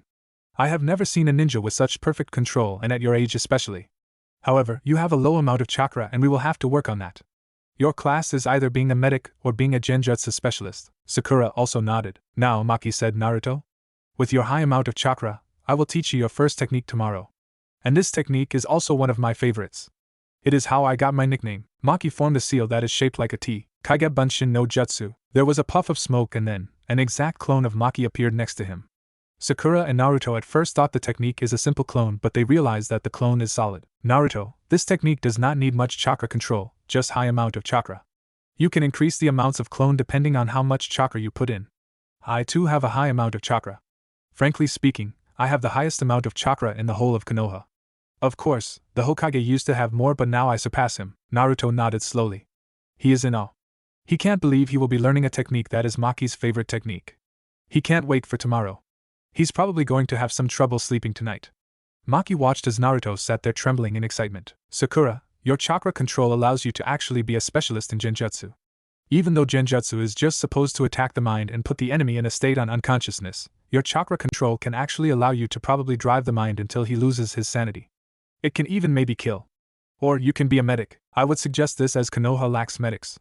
You need excellent chakra control to be a medic, but for now, I will teach you what I know of genjutsu. I can give you scrolls on how to learn some basics in healing, but I have no knowledge of anything on that. But Maki-san, Sakura protested, couldn't you get one of the legendary Sannin? I heard one of them is a legend in healing. Maki smiled. Sakura actually knows one of the legendary Sannin is actually impressive. He looked at Naruto, who showed confusion. Not many people know about them as they have never actually seen them. Some thinks of it as a bluff, but Maki knows the truth. It is true that Tsunade-sama is the best medic known in the ninja world, but unfortunately, I have no idea where she is. All three of the legendary Sannin has left Konoha. Sakura sighed in frustration. It seems that Sakura is more interested in being a medic. That is actually good if she can succeed. Konoha can probably train another legendary healer with Sakura's abilities. He has hope that she will one day ascend to greatness with her hopefully one day husband, Naruto. Maki himself has been trying to help them to reveal their feelings for each other, but it is easier said than done. Pushing away those thoughts, he clapped his hands to get the two children's attention. Alright, training for today is over. Now, how about that ramen? Maki asked, and the two kids cheered, running for the exit and to get to Ichiraku as soon as possible. Maki followed the two from behind. In a distant land, a lone woman stood looking out of her window at the city. This is her home now. Her home of 10 years. Despite possessing such beauty, she is still single as her heart belongs to another, but that person is dead. She sighed heavily. She missed her homeland, but it brings in too much pain of him. There is a knock on the door, and the door opened. A man, with a cloth covering his left eye, entered the room. He had a rough voice and is one of the top Jonin of the sand. Himura-san, we have to depart for our mission, the man said with a commanding voice. Understood, Baki-san. Himura heard the door close and sighed heavily.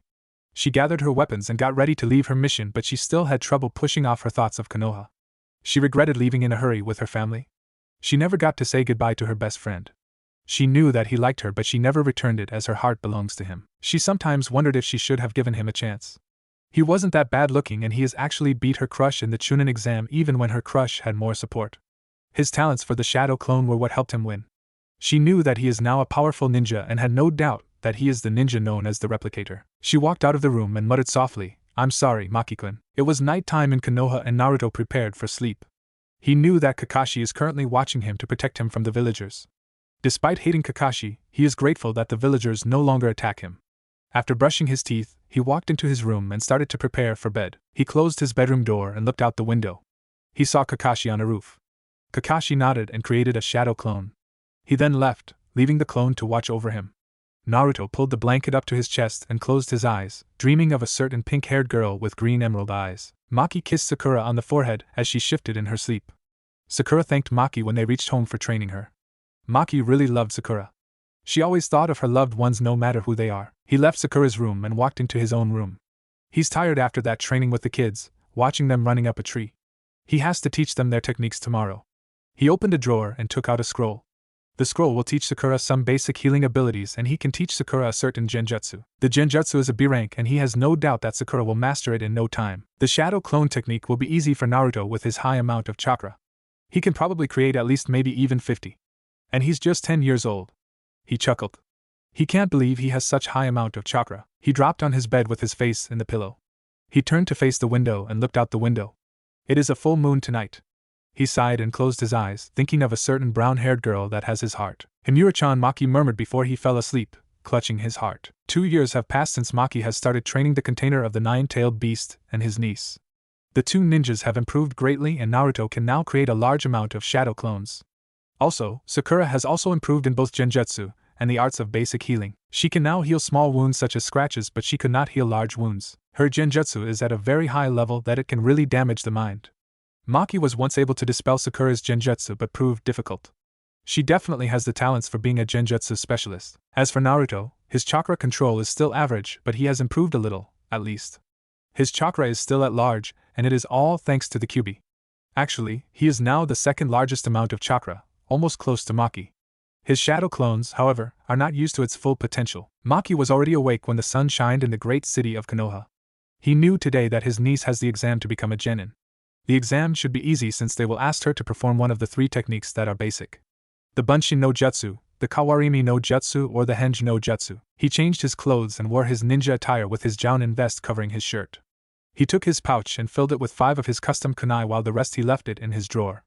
He would normally take about 10 to 15 when he has missions, but when he doesn't, he takes 5, just in case a fight occurs. You never know when you have to fight, and he relies on his custom kunai to fight to his full potential. After all, that is how he gained his nickname. After he changed his outfit, he walked into the bathroom to do his business. After that, he brushed his teeth and washed his face to freshen himself and also to fix his hair. He looked at the mirror and stared at himself as the water flows down his face. He winked at himself, still looking good. He thought to himself. As he walked out of the bathroom, he could hear his sister-in-law's alarm clock ringing. So it means it is now 7 in the morning. Sakura still has about an hour to get to the academy before the exam starts. Perfect. He walked downstairs to fix his breakfast. He grabbed a cupcake he found in his fridge and started eating it. He heard the door of Tsuyuki open, heard her footsteps approaching Sakura's room. He decided to do some morning exercise to get himself ready for the day.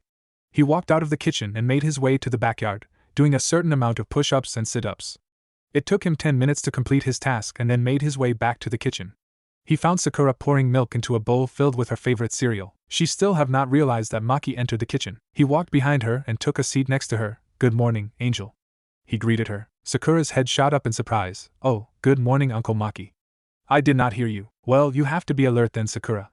A ninja always has to be prepared, you know." Sakura smiled as she placed the jar of milk back into the fridge. "Sorry, Uncle. I'm just nervous of the exam today." He smiled. "Don't worry, Sakura. You'll do fine. I know you will make me proud. You wouldn't want to lose to Naruto, do you?" She laughed as she took her first spoon of the cereal. "Yeah, I guess not." They stayed in silence after that as Maki looked outside of the kitchen window, watching Tsuyuki hang their clothes out to dry. Sakura ate silently and it took her about 5 minutes to finish eating. Maki looked at the clock on the wall, and it reads that it is 7:15. "You still have another 45 minutes to get ready, Sakura, and knowing you, I think you will need that amount of time to be on time to school," Maki said jokingly. Sakura is already on her way up but stopped when she heard that remark. "Uncle Maki. That's mean of you," she scolded him. The kitchen can be heard of Maki's laughter. He laughed so hard that he felt the tears sliding down his cheek. He wiped the tear away and took the bowl that Sakura used earlier and washed it for her. After that, he sat on a chair in the dining room, bored out of his mind. He has no mission today. Well, he just completed an A-rank mission yesterday. He had to find and eliminate an assassin that has killed the leader of a village. The village lies close to the Sand's border, so he was quite surprised when he was the one that had to complete the mission rather than the Sand. The Sand village is getting lazy. I can't believe we, their ally, are the one that has to do their jobs, Maki thought. He heard Tsuyuki opening the door from the backyard. She has just finished hanging all their wet clothes, so it is time for her next task. Maki knew what it is and took out his wallet. He heard Tsuyuki approaching him, and he gave her the money. So what are you going to buy today, if I may ask? Maki said, putting his wallet back into his pocket. I guess I could try and find some salmon for tonight. It is Sakura's favorite, and we can use the salmon as a means of celebration. Yeah. She will definitely pass the exam with flying colors, so she deserves it. Her chakra control is excellent, and the exam. I don't know what you're saying, but I trust you. She interrupted Maki, starting to make her way for the door. I never understand all this ninja stuff anyway. Bye. Maki yelled as Tsuyuki closed the door. Maki looked at the clock and it says 7:35 in the morning. He sighed heavily. He just don't know how Sakura can spend so much time just getting ready. She is probably trying to dress to impress Naruto. Well, that's cute. He chuckled softly. What's so funny? A female voice said, and he turned to find Sakura wearing a red dress with the black tight pants. Her long pink hair is tied into a ponytail, and he has to admit, his niece indeed looked beautiful. Naruto is probably going to have a nosebleed. Maki thought evilly. Nothing. I was just thinking of something funny that happened in a mission. Maki lied. Oh, well, I'm going to be leaving now. I have to get to the academy for the exams. She stated, opening the front door. All right. Good luck in your exams, Sakura. Maki said. She turned to face her uncle and gave a heart-warming smile. Thanks, Uncle Maki. She closed the door behind her, and he heard her walking away. Maki raised himself from his seat and also walked out of his house. He locked the front door with his keys and after that, started walking on the busy road of Konoha. What should I do today? He thought. Most of his friends are away on missions. Naruto is also going to have his exam today. He's going to be bored today. He looked up and watched the clouds being blown by the wind. So peaceful. The weather is not so hot, and the cooling wind makes it an even more perfect day. Maki then decided to train today. Practice and try come up with some new techniques. He is a fire element, and all of his fire techniques can actually be compared to an experienced Uchiha. He has also developed an A-rank fire technique that can be used to kill a man with one hit. It consumes a large amount of chakra and is also a dangerous skill. He is the creator of that technique, and has not taught that technique to anyone. The Rasengan is the second A-rank technique, while his one is number 4, beating Kakashi's lightning blade, which is number 6. He created that technique about 5 years ago, and ever since then, he only used it 3 times, and that was because he could not beat his enemy. None has survived. Maki made his way to the training ground, hoping to find someone there to train with. Sakura is smiling brightly as she approached the academy. She can't wait to pass the exam and then finally become a ninja like her uncle. She can finally protect herself without Naruto, or her uncle is there to always protect her. She and Naruto have been training with each other ever since he promised to train them 2 years ago. She has mastered the different type of genjutsus that her uncle gave her to learn. She can now use them with ease and once tried it on an unsuspecting villager for insulting Naruto. The man ran around Konoha screaming and had to be put down by Anbu, and it took them a few seconds to realize that the man is under a genjutsu. She has also improved in her healing abilities. She just wished that the legendary Sannin, Tsunade, is in Konoha. Still, even if she is here, will Tsunade accept her to be an apprentice? She saw her blonde-haired friend, her crush, leaning on the wall of the academy. He is most likely waiting for her. At least, that is what she thinks. After all, he only enters the academy with Sakura, never without her. Just thinking about that brought a smile on her face. She could feel butterflies in her stomach, and she just wished that Naruto likes her. Naruto saw his pink-haired friend and walked towards her. He had his hands in his pockets to warm himself, as today is unusually cold for him. He still wore the same outfit, a black shirt with blue pants, but he no longer wears the white cloak. He claims that it is too troublesome and it makes him feel hot. Hot as in the heat. Good morning, Sakura-chan. Naruto greeted her when he reached her. She smiled. Good morning, Naruto-kun. Come on, we should get ready for the exam. Naruto nodded and they walked into the academy. They are told to wait in the classroom until their instructor tells them what to do. Sakura also noticed that Naruto seemed to be depressed, and she decided to try and cheer him up. Come on, Naruto-kun, why the long face? You aren't worried about the exam, are you? He gave her a soft smile and shook his head. No, it's not that, Sakura-chan. I mean, once we pass the exam, we will be placed into 3-man teams and we might be separated. Sakura gasped. How do you know? Maki told me that. He said that we will all be placed into teams with a Jonin Sensei to guide us. Sakura didn't want to believe him at first, but if her uncle told him, then it must be true. I don't want to be separated from you. You're my best friend, she told him. Naruto felt a pang in his heart as she said he is her best friend. He wanted to be more than that, but he is able to hide his pain. It's okay, Sakura-chan. We can still be friends, right? They reached their classroom and opened the door. The whole class was filled with people talking, laughter, and of course, fangirls arguing on their topic, Sasuke. The 2 students made their way to their seats. Yeah, we will be friends. Forever, Sakura said softly. Naruto gave her his foxy grin as he allowed Sakura to take her seat first. Her heart melted watching his grin. He looked so cute. Sakura thought as she took her seat. Yeah, and just look at that ass. I bet her inner squealed. Will you stop with all that perverted thoughts? Sakura scolded her inner. I can't help it. Naruto is so perfect. He is nice to us, good-looking, strong and… Her inner continued her ranting while Sakura closed her ears shut with her hands. I get it already. Can you go now? I have to concentrate on the exam here, Sakura stated, shutting the connection with her inner self. The noise level in the class continued to increase as the students all talked with each other at the same time. Of course, the one to cause the most sound is the constant arguments from the fangirls. Ino seems to be the loudest among them and succeeded in sitting next to the emotionless Uchiha.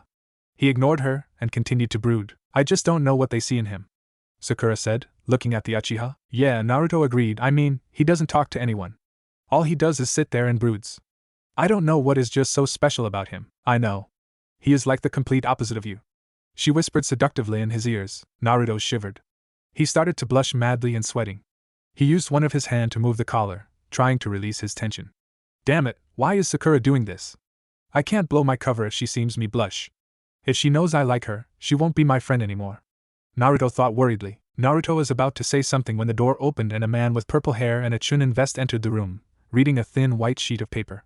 Mizuki was reading the class list and found the name he wanted, Uzumaki Naruto. He plans to fail the kid. He is currently thinking how to do that when the kid is quite efficient in the 3 types of jutsu requested to make. He rubbed his chin until he noticed that all eyes were staring at him.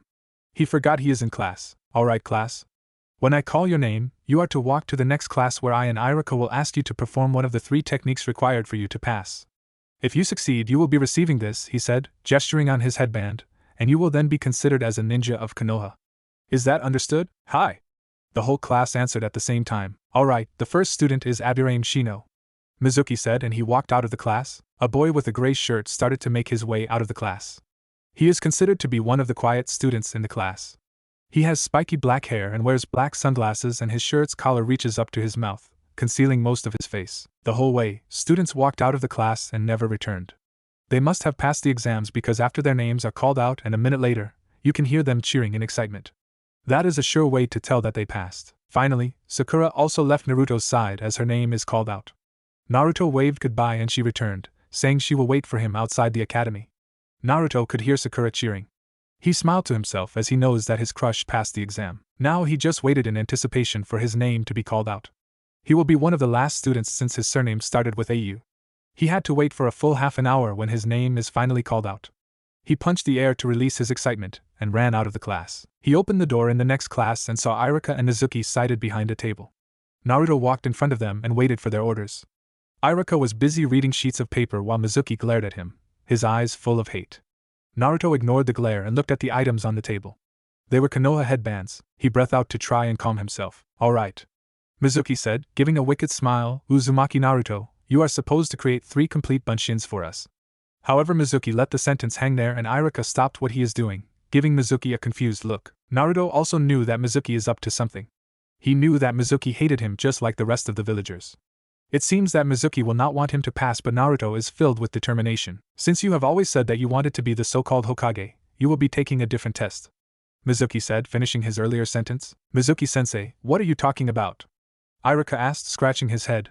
I don't recall having a different test. Mizuki gritted his teeth and turned to face the brown-haired man. Irika-sensei, Naruto here has claimed that he will become Hokage, and it is only fair that he has to prove to us that he will one day become Hokage. So he stopped for a while and turned back to Naruto. I want Naruto to create 3 shadow replication. Irika dropped his jaw in shock. That is an A-level technique. Surely Naruto, an academy student, cannot put up with that. Hell, Irika can barely do that technique and was about to protest when he realized that Naruto has a complete calm face. Naruto smirked. 3 shadow replications? That's easy. Naruto was glad that Maki taught him this technique. The moment he made his seal, Irika and Mizuki said the same thing. Impossible. Kage Bunshin no Jutsu. 3 puffs of smoke were created and then 3 completed replications of Naruto were created. Mizuki could not believe his eyes. He did not even move an inch from shock while Irika shakily got up from his seat and touched one of the clones. It was solid. These are real, Irika said, impressed and shocked. They sure are, Irika-sensei. Naruto replied happily. So, do I pass? Irika had the biggest smile on his face. He removed his headband and tied it to Naruto's forehead. Of course you pass. I don't know what Mizuki was thinking, but you definitely pass after showing us that technique. Incredible. Naruto touched the forehead. The forehead that belonged to Irika. His clones were dispelled and he bowed low, thanking Irika, and was about to exit the examination room when he heard a chair drop to the ground. He looked at the chair and realized that Mizuki is the cause of that from the result of getting off his chair in a hurry. That is impossible. How can a demon brat use that technique? It is an A-rank technique. Naruto shrugged. I guess I could do it. I know how you could do it. The QB inside of you must have helped you. He spat. Irika was shocked on what Mizuki said. He actually said of the QB and to Naruto, the container of all people. It is highly forbidden, but Mizuki seems not to care. He turned to look at the blonde child at the door, and he knew that he heard it. Oh no! Irika thought. Inside of me? Naruto said in a soft voice. What are you talking about? You, Uzumaki Naruto, holds the nine-tailed beast. You are the cause of the village pain 12 years ago. Mizuki continued to rant until he fell down as he felt a sharp pain on his cheek. Irika has punched Mizuki hard on the face. He was too late, however. Naruto has heard the whole thing, and Naruto, being a kid that is quite smart, finally fixed the puzzle together. So that is why the village hates me. I contain the cursed demon. I thought the fourth Hokage killed the Kyuubi, but it makes sense. The village hitting me for no apparent reason, calling me a demon. I am the container of that demon. Naruto thought. Irika slowly walked towards Naruto, but Naruto ran off, trying to hold up the tears from spilling down his cheek. Irika ran out the door, and the last thing he saw is Naruto turning a corner. Naruto is too fast. Naruto! Irika shouted, hoping that he will stop and let Irika explain to him, but he did not. Sakura was sitting on a bench outside the school, waiting for Naruto to finish his exam. She knew that he will be one of the last students since his name starts with AU. She heard someone shouting Naruto's name. She now had a worried expression and raised herself off her seat. She walked to the entrance and found something that surprised her. Naruto's face is on the wall, his fists slamming on the wall and his shoulders trembling. He was crying and letting the tears pour down. She knew that this is not normal. She slowly approached her blonde-haired crush and tapped his shoulder. Naruto turned to face Sakura, his eyes still flowing with tears and already red from crying. Sakura gulped. Naruto, what's wrong? You didn't fail the exam, did you? Naruto gathered back his breath and shook his head. No, I passed. Sakura, please, I need to be alone now.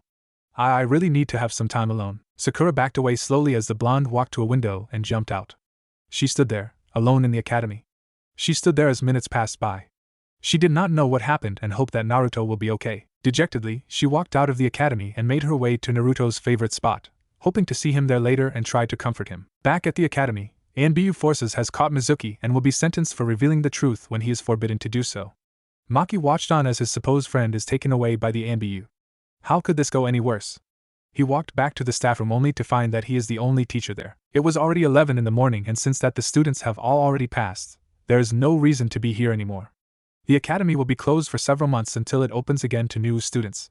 The students that still have years before they sit for the graduation exam will have the holiday. Irika took a cup of coffee and started drinking it, trying to think properly. He still couldn't believe that Mizuki told Naruto the truth. He cursed loudly, throwing the cup on a wall, smashing loudly. Irika grabbed the bridge of his nose, still trying to calm himself, but he just couldn't. He grabbed his things quickly so that he can make his way home. He switched off the lights of the staff room, walked out, and closed the door behind him. So, what happened? A voice said, catching Irika by surprise. He saw a man leaning against a wall, his arms crossed. He has a Jonin vest and his long dark pink hair hanging down by the shoulders. Irika sighed heavily once more, knowing that Maki has a close relationship with Naruto. Come on, let's grab a seat and I will explain everything to you on what happened. Maki nodded and the two made their way to a classroom. Maki's eyes were wandering around the hallways as it brought back memories of his academy days. He remembered laughing as he ran past the hallway and also causing trouble with his older brother. Irika unlocked the door for one of the classrooms and led Maki in. Irika walked to the teacher's desk and pulled a chair. Maki walked to one of the students' table and grabbed a chair. He then pulled it next to Irika and sat down, waiting for Irika to start. It is a really long story, but to make it long story short, Naruto knows of the truth now. Irika explained quickly. Maki blinked a couple of times to make sure he did not hear wrong. He looked at Irika and he found nothing but seriousness. Maki sighed. So, what happened? Mizuki spilled it out after Naruto passed the graduation exam. Damn that Mizuki! Maki said, punching the teacher's desk and accidentally breaking it.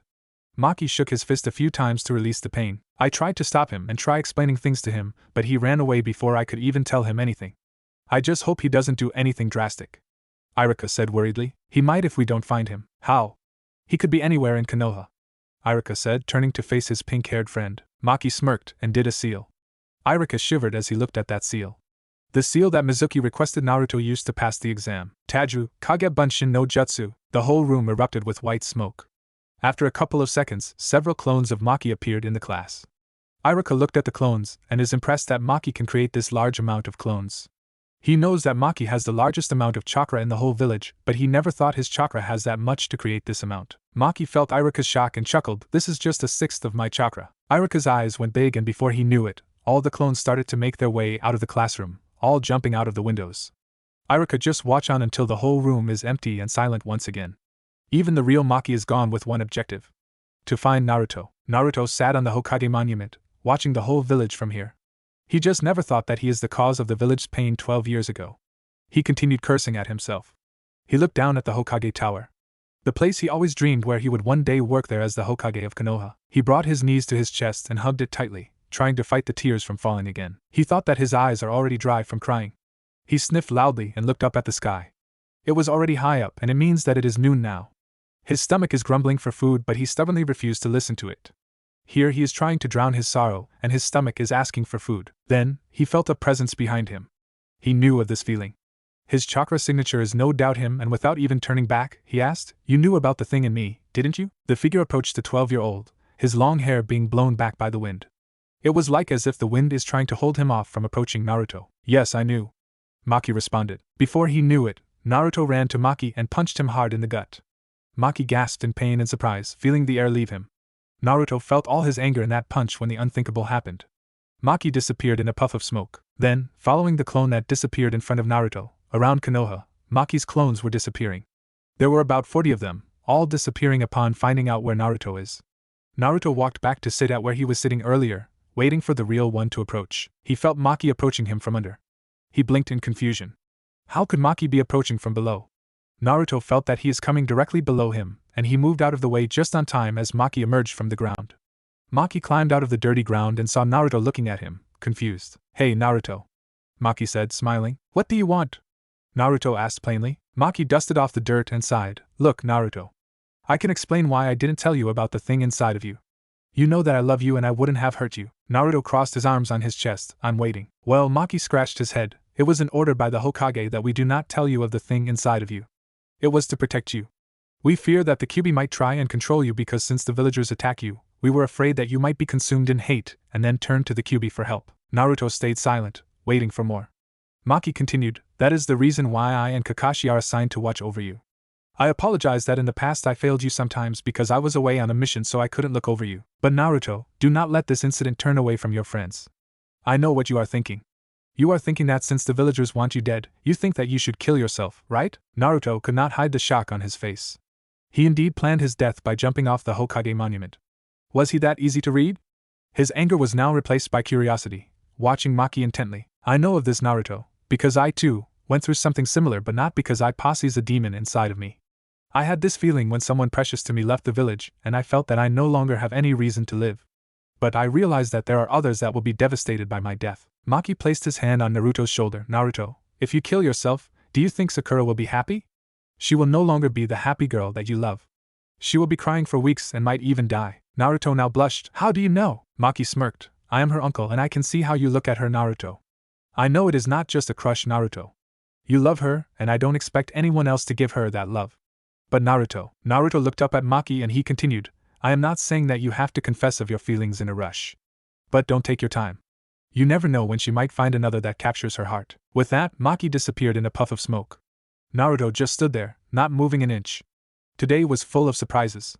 First, he finds out why everybody in this village hates him, and now, one of his close friends knew his feelings for Sakura. After 5 minutes of standing there, he started to make his way to a place to satisfy his hunger, Ichiraku Ramen. Somewhere, in a village that lies close to the Sand Village's border, a woman was eating her lunch. She is a Jonin from the Sand Village and was assigned to eliminate an assassin that killed the village's leader, but she found out that someone has taken care of her target. What really pissed her off is that first, she came here for no reason, and second, it was a Konoha shinobi that did the task. Of course, they are allies with the Leaf Village, but that doesn't mean she enjoys coming all the way on a 2-day trip only to realize that she is not needed there. She continued eating when she heard a couple of young teenagers giggle loudly and turned to look at the source of the giggles. There were 3 women around the age of 20 to 25. They were beautiful, no doubt. The Sand Village ninja wondered what they were talking about and decided to listen. "At least the assassin is taken care of," a blonde woman said. "I know, and have you heard of the rumors?" A woman with black hair tied in pigtails said. "What rumors?" The blonde woman asked, turning to face her companion. If you're talking about the rumors that it is a Konoha ninja that did the job, then you're wasting your breath. We already know of this. The third woman said, who is also a blonde, but she allowed her hair to be loose. No, the black-haired said, shaking her head. Rumors are that it is the replicator of Konoha that completed the task, and the woman that saw the whole thing said that he is gorgeous. The replicator? The two women gasped in shock. The two blondes leaned forward. What other details do you have? Well, the black woman started telling the gossip. The woman said that he is extremely handsome, but he was weird. He had dark pink hair, but it somehow fits him. She also got one of his weapons that was stuck into a tree. The blonde that let her hair loose then asked, weapon? If he is the replicator, it means that is his custom kunai. Oh my god, I have to see it, feel it. The three women squealed once again, bringing in headaches to Himura, who was listening to the whole thing. She stopped listening and started to eat again. However, she could eat. She was thinking about him. Her suspicions were correct. The Konoha ninja that is known as the replicator is indeed her longtime friend. She smirked. She never thought that loser is capable. She will have to report this to the Kazekage. The moon is now shining brightly on the great village of Konoha. An orphan is now eating his dinner, 2 cups of instant ramen, and watching the TV. He was not really paying attention to the show, however. He was thinking on what Maki told him earlier. That he was instructed by the Hokage not to tell him about the Kyuubi. He forgave him about that, but it is about what he said about Sakura. Should he really confess his feelings soon? It is true that now they are ninjas. They will be putting their lives at risk, and they will be put into different teams tomorrow. However, he also thought that his confession might end the relationship between him and Sakura. What if Sakura does not want that kind of relationship and stops being his friend? Naruto sighed heavily at the thought as he finished his dinner. Tossing the ramen cups into the dustbin, he started to prepare himself for bed. He walked into his room and switched on his air conditioning. He pulled the blankets up to his chest and closed his eyes, and finally making his decision. He will not tell Sakura of his feelings yet, but he will at least ask for forgiveness for leaving her so suddenly earlier today. Maki sighed heavily as he plopped down on his bed. He already told his niece on that what Naruto did today was something that probably stressed him out, and did not want Sakura to bear his burden. She nodded in understanding. He had no doubt that she will forgive him. After all, he loves her deeply. The only question is just when he confesses his feelings for her. He will try with all his strength to try and pair them up. Or at least, make them realize their love for each other. Maki closed his eyes and slept on his right side, hoping that at least their relationship will not be like his and Himura. The sun takes its place once again to give life to the great city of Konoha. The sun allows the crops to grow and lets the inhabitants to do their daily work. In an apartment, a 12-year-old orphan wakes up from his slumber at the sound of his alarm clock. He showed his frustration by picking up the said device and throwing it to the wall, smashing it to pieces. Naruto looked at his once clock. He did not really care. The clock woke him up just when he was getting to a good part in his dreams, where he and Sakura were married, and was just about to kiss when the alarm clock had to disturb him. He scratched his head and realized that he has about an hour to get ready for school. Well, not really school, but to get to the academy and see which team he will be assigned to. He does not care who his teammates are, but he prayed that Sakura will at least be his teammate. He took off his pajamas and made his way to the bathroom to have a good early bath. He enjoyed the feeling of the water washing his body and soon started to wash himself clean. After several minutes of scrubbing here and there, he switched off the water and wrapped a blue towel around his waist. He made his way to the sink to brush his teeth. After he brushed his teeth, he looked at himself in the mirror. His blonde hair has really grown long throughout the years and thick too. He is quite surprised that he looked almost like the 4th Hokage. After making sure that his face is clean to look at, he walked back into the bedroom to wear his usual attire. He had several of the same black shirt and blue pants. It is pretty comfortable and Sakura liked him to wear this, so why not? Today is a special day, so he decided not to eat his usual instant ramen for a breakfast, which even caught himself surprised. He decided to at least try and eat something healthy. He opened his fridge and saw a couple of eggs. He took 1 egg and a packet of milk and brought the 2 items out and placed it on the table. He looked at the clock above him, and he still has about 40 minutes before 8. He started to cook the egg the best way he can, and it took him a few minutes to do so. He placed the egg on a plate and poured the milk in a small glass and started to eat his breakfast. It wasn't that bad for a person to cook egg for the first time in his life. Then again, cooking egg isn't really anything to be proud of. He washed the plates after he finished eating. He walked back into his room for one more important item. He found it on top of the table next to his bed. He picked up his headband and tied it to his forehead. He looked at himself in the mirror in the toilet and nodded to himself. I look pretty good, Naruto thought to himself. Satisfied, he grabbed his house keys, walked out of his apartment, locked it, and started to make his way to the academy. The villagers of course noticed that he now has a headband on his village, and they surprisingly do not whisper to each other as much. They either got tired of it or probably thought that they should respect a defender to their home. While Naruto is walking to the academy, he just can't believe what Maki told him yesterday. That he is actually the uncle of his crush, Sakura. To make it worse, he knows about the crush and actually encourages him to confess his love to her. He will not do that today, perhaps just in the near future. He spotted the academy and found that, as usual, Sakura has not yet arrived. He found an empty bench and took a seat, humming a tune while he waited for his pink-haired friend. In the Haruno household, Maki is busy getting ready for his day. He knows that his niece will be picked into teams today. He is also one of the Jonin selected to be a leader of one of the teams. Sadly, he heard from Sakura yesterday that Naruto and her did well on the test, and that is something that will separate them. Since the two did okay, there is a high chance that they will be put into different teams to balance a team. They cannot have a team where the members are all good. Sakura and Naruto will most likely be put into different teams to help the weak ones, and Maki could find no student that is very weak. All of the students did fairly well. After tying his headband to his forehead and picking his placing at least 5 of his custom kunais in his back pouch, he made his way down to eat breakfast. It is already 7:30 in the morning and he has to report to the Hokage's office in 15 minutes. Well, actually all the Jounins that are assigned to a team have to be in the Hokage's office in 15 minutes. He found his niece downstairs eating her breakfast. She wore the same outfit like yesterday. The only difference is that she has her headband on her head, allowing the bangs of her hair to fall. She did not tie her hair today and Maki is surprised that her hair is almost down to her hip. Sakura turned to face her uncle and gave him a smile and then turned back to finish her breakfast. Maki sat on the dining table and realized that a bowl of porridge has already been served for him. He picked up his spoon and started to eat his breakfast. Sakura finished just a few seconds after Maki sat down and walked back upstairs to get ready. Of course, in Maki's eyes, she is already ready. She has a headband, so what else does she need? Sakura came down a minute later with no difference in her attire. The curiosity got the best of Maki and he asked, "I don't see any difference in your outfit. What did you go back up for?" "I just straightened my hair." "A girl has to look good, Uncle Maki," Sakura explained, making her way for the door. "Really?" Maki asked, placing his bowl in the sink. "Are you trying to look good for someone?" He received no answer and could just hear the door close in haste. He chuckled softly and realized he is also running late. He took out his wallet and placed a certain amount of money on the dining table for Tsuyuki to use for her grocery shopping. He then walked out of the front door. He has about 5 minutes to get to the Hokage's office, and he won't get there on time even if he used the rooftops. He sighed and made a seal and soon disappeared in a puff of smoke. He appeared right in front of the Hokage tower and started to make his way to his destination. Uzumaki Naruto is already restless. He has been sitting on the bench for about 20 minutes doing nothing but humming a tune which he grew bored of. He saw a couple of his friends walk by and they had small talk before they entered the academy. Naro Shikamaru's conversation was the one that made him nervous. Shikamaru seems to know about his crush on Sakura. Although he stated that a few of his friends found them to be suspicious, he knows of Naruto's true feelings. When asked why he doesn't tell anyone, Shikamaru simply states that it is too troublesome. Typical Shikamaru. It is already 7:45 in the morning and Naruto is just about to give up waiting when he spotted Sakura from the distance. She waved happily when she saw him and he just couldn't help but wave back and grow a smile on his face. "Good morning, Sakura-chan." Naruto greeted her when she neared him. She simply nodded. "Well, today is the day." "Yeah. I just hope I will be on the same team as Sakura-chan." Sakura had to agree. "Yeah. It will be boring without Naruto-kun. You always were able to make me laugh, even at least once when we are together." The two made their way into the academy laughing when Naruto brought out a question he has been meaning to ask. "Sakura-chan, is it true that Maki is your uncle?" Sakura immediately became nervous. Her uncle has told her countless of times to not tell him anything, but it seems that Naruto has already been informed about this. She turned to face him. "What makes you think that?" Naruto turned serious. "Sakura-chan, Maki told me yesterday that he is your uncle, so don't play games with me."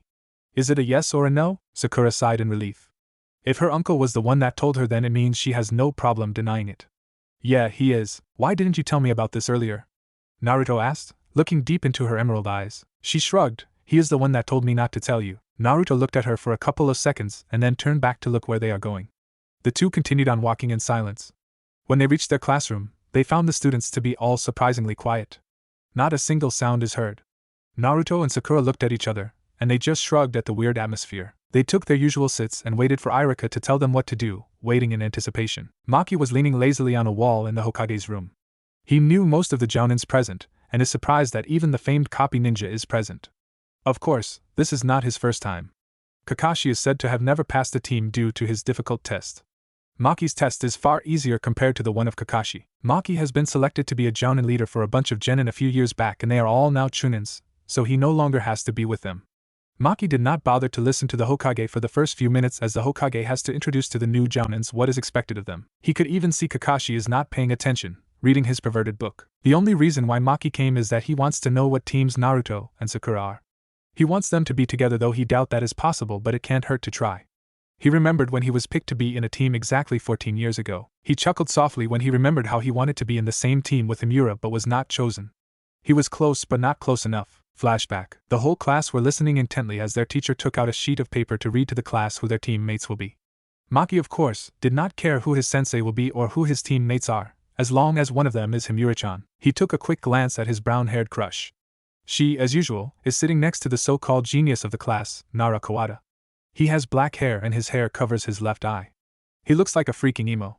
He wears a simple brown shirt and a black jacket to cover it, and strangely for a ninja, dark blue jeans. Why would he wear jeans? It is difficult to move around for something like that, but that is not his problem, so he didn't care. Now, Team 4 will be comprised of Haruno Maki. His teacher called. The mention of his name put him to full attention. He is currently praying silently that Himura's name will be mentioned. His teacher continued, Naga Megumi and Akimichi Oda. You will report to your Jonin sensei at training ground number 4. His two new teammates nodded while Maki slumped in his desk. Now he can never be with her. He looked at her and to his surprise, she is looking at him. Of course, they are friends indeed, but he wants to be more than that. Himura simply smiled at him, and that caused his heart to hurt more to not be with her in the same team. Team will be Nara Kawada, Hajime Himura and Abure Makamatsu. You are to report to your Jonin sensei at training ground number 5. Maki saw the look of Himura's face when she is paired up with the genius. His day could not get any worse. Well, that doesn't mean he can't be friends with her. He can still try to win her affections, though his chances are low since she will be with her crush. And he has heard that Kawada has interests in her. He turned to look at the two of them once more, and he can already see her giggling as Kawada whispers something in her ear. He clenched his fists in anger but calmed himself after he told himself that she does not belong to him. He will try and win her heart. That's what he will do. End of flashback. Maki frowned on that memory. The only thing he ever achieved with her is just being her best friend, and that is just not good enough. He wanted to be more, but the moment he heard that the two were dating, his heart was crushed. He was lucky that his friend, Megumi, was there for him and told him that committing suicide is never the answer. He pushed all those thoughts away and decided to pay attention in the Hokage's room. After all, the Hokage is ending his boring speech soon, so he will be informing them of their students in probably a minute. He looked around the Hokage's room to pass the time and never realized that the room is full of pictures on Konoha's memorable moments, like when the first Hokage defeated Uchiha Madara at the Valley of the End. He was always busy just listening to the mission's details that he never paid any attention to the room's surroundings. He stopped admiring the room when the Hokage finally ended his boring speech and took out a piece of white paper, preparing to read the list of genin names. He just waited to hear his name, and after a couple of minutes, his name is reached. Team 7's leader will be of Haruno Maki. The students under you are Uzumaki Naruto, the Hokage said. Maki heard his first student's name, and that already brought in hope for him. He waited for the Hokage to continue. Uchiha Sasuke and Yamanaka Ino. Maki cursed loudly and all of the Jonins present turned to face him. He just realized he said that aloud and looked at everyone. He could feel the heat on his face, and scratched the back of his head nervously. He just muttered, sorry. The Hokage continued on reading out the names, but Maki did not listen anymore. He is already thinking to try and convince the Hokage to change his mind. He wants the best for Naruto and Sakura. He didn't want the two of them to be just like him. The only difference is that the two likes each other. Hey, you alright? He heard a voice ask him. He turned to face the masked ninja and he just sighed. I just wanted Sakura and Naruto to be under my leadership. He whispered to Kakashi. Kakashi has his book covering his face to avoid people thinking that he is talking. Well, you are still training them personally, right? You still have the two of them. That is true, but I also wanted them to be on the same team. Maki replied. You can't have them all, Maki. You should know that. Kakashi stated out. I know.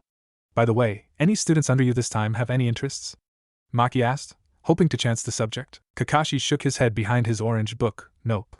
They will most likely fail this test, although I plan to teach one of your students, the Uchiha kid. Maki looked at him, giving him a confused look. Why? Kakashi shrugged. Well, he needs someone to teach him the use of the Sharingan, and I am the only person in the whole village of Konoha that has the knowledge to do so. Maki nodded. You will have to ask the Hokage for permission. You don't have to ask me, I will definitely agree. I mean, I have no knowledge of the Sharingan anyway, and Sasuke will have to learn how to use it in the future. Kakashi thanked Maki and walked back to his original position. The Hokage spent another 5 minutes telling the Jounins who their students are before they are finally finished. Now, the Hokage said after finished reading the list, are there any further questions? Silence greeted the Hokage. The Hokage took a puff of smoke from his pipe and then nodded. Then you are all dismissed. All of the Jounins nodded and started to make their exit. Of course, they would have actually just disappeared out of the office by using that technique, but there will be too many white smoke, so they all used the door. The Hokage had a smile on his face as the Jounins used the door. He was after all beginning to wonder what the use of the door is if they don't use it anyway. The only ones left in the Hokage's office is Maki and Kakashi. The Hokage glared at the two Jounins as they walked up front, standing next to each other and standing nearer to the Hokage's table. The Hokage lit up a match and relit his pipe. "So, what is it that I can help the two of you with?" the Hokage asked, not looking at them. Kakashi took a step forward. "If I may speak first, Hokage." Sarutobi nodded and Kakashi continued, "I am just wondering if I can personally train Uchiha Sasuke from today. I mean, I will also someday have to teach him how to use the Sharingan properly, so I thought why not start now?" The Hokage heard the request and started to think. It makes sense since Sasuke has no one else to turn to in the teachings of the Sharingan. Sarutobi looked at the silver-haired Jounin and nodded. Kakashi bowed, turned to face Maki and smiled. Maki nodded and Kakashi walked out of the office. Sarutobi then put his attention to the last Jounin left in the office. Maki took a step closer. "Hokage-sama, I am hoping to request that the students Uzumaki Naruto and Haruno Sakura be placed in the same team." Sarutobi raised one of his eyebrows as he released a puff of black smoke from his mouth. "And what reasons can you provide for that?" "Naruto and Sakura did well in the exam, and you know very well that the reason why we put them in different teams. We are trying to balance the team, and from what the list stated, these are the best we can do." Maki bowed low. "I understand that, Hokage-sama. It's just that I thought it would be better that they be put in the same team since I have personally trained the two of them and they work best together." Sarutobi shifted in his seat. "That is actually true. However, if we did put the two of them together, your team will be too powerful and one of the team will be too weak. We cannot have that." Before Maki could respond, Sarutobi continued, "I know that you have already attached a kind of bond with those two and you should be glad that the two of them are still training under you. The only difference now is that they will be separated and in different teams, but when they are not in missions, you can train them in their free time." Maki is about to protest, but he thought about the logic that the Hokage said. He could not win this, and he should be glad that the two will still be together when they train with him. They just won't be able to spend as much as time with each other. Maki raised himself and thanked the Hokage for his time and disappeared from the Hokage's room, leaving the old man to return to his stack of papers. "This is so boring," Naruto whined as Iruka is still talking about how he is proud that all of his students passed. "Don't worry, you'll live," Sakura assured jokingly. "And now, you are now considered to be ninjas of Konoha. There will come a time when you have to put your life on the line, but know that you are doing something good for your homeland. As you progress in your ninja careers, it will be extremely difficult for you, but as long as you hold the will of fire, nothing can stop you," Iruka said, finishing his speech. Deep down, he felt bad giving so much to these young children only for them to find out that they still have to sit for the real genin test. He can already tell that one team will be kicked out if the copy ninja has a team under him. Suddenly, an ANBU appeared next to Iruka in a kneeling position. He had his head low and gave Iruka a sheet of paper. Iruka thanked the ANBU and he disappeared in a puff of smoke, not even leaving a single trace that he was there. Iruka read the paper and frowned. He can see the name Hitaki Kakashi on Team 6, but luckily for him that Naruto's name isn't on that team. Iruka cleared his throat loudly so he can get the students' attention. "Alright, I will now deploy all of you into a team. A team will be comprised of 3 members and you will be provided with a Jounin to guide you. I will not be repeating this, so you had better listen carefully." All of the students immediately stopped their conversation or whatever it was that they were doing. Iruka then started reading the names and the Jounins that they are under. Upon calling the first 3 names for Team 1, the Jounin leader of Team 1 entered the classroom and called her students out of the class. This continued on while Naruto and Sakura waited for their names to be called. One of the funny thing is that the Jounin of Team 6 never appeared when Iruka called his name. Iruka expected this and continued on reading the paper. Now, Team 7 will be comprised of Uchiha Sasuke, Uzumaki Naruto, and Naruto slapped his forehead upon hearing the name of Sasuke. Of all the people that he has at least some kind of friendly relationship, it has to be Sasuke, who never talks to anyone in class. As for Sakura, she is listening intently and prayed that it is her name that is called. "And Yamanaka Ino. Your Jounin leader is Haruno Maki." Ino squealed happily upon hearing her name called. The only reason she is happy is that she is teamed up with Sasuke. She is okay with Naruto, but she is now so much happy that Sasuke is with her. Naruto and Sakura are staring at each other. Sakura is depressed at first. She cannot be teamed with Naruto, and now, it is her uncle that is their leader. Their team is going to be so much fun. She sighed. "Damn it, why can't I be with Naruto-kun?" Sakura thought sadly. "Yeah, that Ino pig doesn't deserve to be on that team. It should be our rightful place." Inner Sakura yelled. "Well, this is what we get for passing the exam with flying colors." Sakura thought sadly. Naruto is also pissed as hell. He wanted to be with Sakura and now he has to not only put with Sasuke but also one of the loudest fangirl of Sasuke, Ino. The only reason why he didn't really like the blonde girl is that she also constantly picked fights with Sakura because of her forehead. He hated that. Iruka waited for Maki to enter but he did not show up. Iruka scratched his head, wondering where the pink-haired ninja is. After waiting for half a minute, he continued on reading the list. Team 8 will be comprised of Inuzuka Kiba, Aburame Shino and Hyuga Hinata. Your Jonin Sensei is Yuhi Kurinai, Irika announced. Unlike Team 6 or Team 7, the door opened and a woman with long black hair entered the class. She is wearing some red outfit with full of white bandages of some sort. She ordered her team members to follow her, and the 3 ninjas followed. Irika called for Team 9 and their Jounin, and they also left. Naruto wondered where the hell Maki is. He wanted to start training. And last but not least, Team 10 will be comprised of Naresh Shikamaru, Akimichi Chuji and Hirono Sakura. Your Jounin leader is Sarutobi Asuma, Irika announced, and the door opened to reveal a man with black hair and a black goatee, just like the Hokage. He is wearing a Jounin vest and a piece of cigarette in his mouth with his hands in his pocket. Alright, whoever that is under me, follow me. We are going somewhere to eat and introduce ourselves. Asuma ordered, and the 2 males made their way for the door, Shikamaru rubbing his eyes to wake him up from his sleep. Sakura started to climb out of her seat. Naruto grabbed her wrist and gave a smile. Have fun with your new team, Sakura-chan.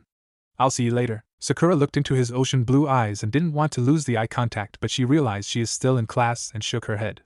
Yeah, I'll see you later. She answered softly and quickly made her way out of the class, following her 2 teammates. Naruto decided to try and sleep until Maki arrives. He is rarely late for anything. Irika also excused himself out of the class, and now, only Team 6 and Team 7 are left in the class. Sasuke, as usual, is still brooding while Ino tries to start a conversation with him, but getting nothing more than a grunt. Naruto almost drifted to sleep when he felt someone sitting next to him. He lazily opened one of his eyes and realized it is Ino. Hey Naruto, she said cheerfully. Hey Ino. What are you doing here? He asked lazily. Nothing. I mean, I just thought I could talk to one of my teammates. Well, Naruto raised his head from the table and sat back properly on his chair. I guess we have to be closer now that we are a team. Ino nodded, pulling away a strand of hair from her eyes. So, Naruto, what do you plan on doing as a ninja? What do you mean? He asked her. Well, I mean, like me for example, I have to be a ninja because I am the next heir for the Yamanaka clan. I actually never wanted to be a ninja, but here I am now to make my dad proud, and I don't plan in disappointing him. Naruto nodded, rubbing his chin. Well, I guess I want to be acknowledged by the villagers here. And the best way to do that is to become the Hokage so that I can protect all of them. So, I guess I became a ninja to become the Hokage, I guess. Wow, Ino said, impressed. That is a very high dream. Naruto gave her his grin and they stopped their conversation when the door opened and a man with dark pink hair entered the class. For the first time since Naruto knew Maki, Maki has a stern look on his face. He did not smile when he looked at Naruto and the other students in the class.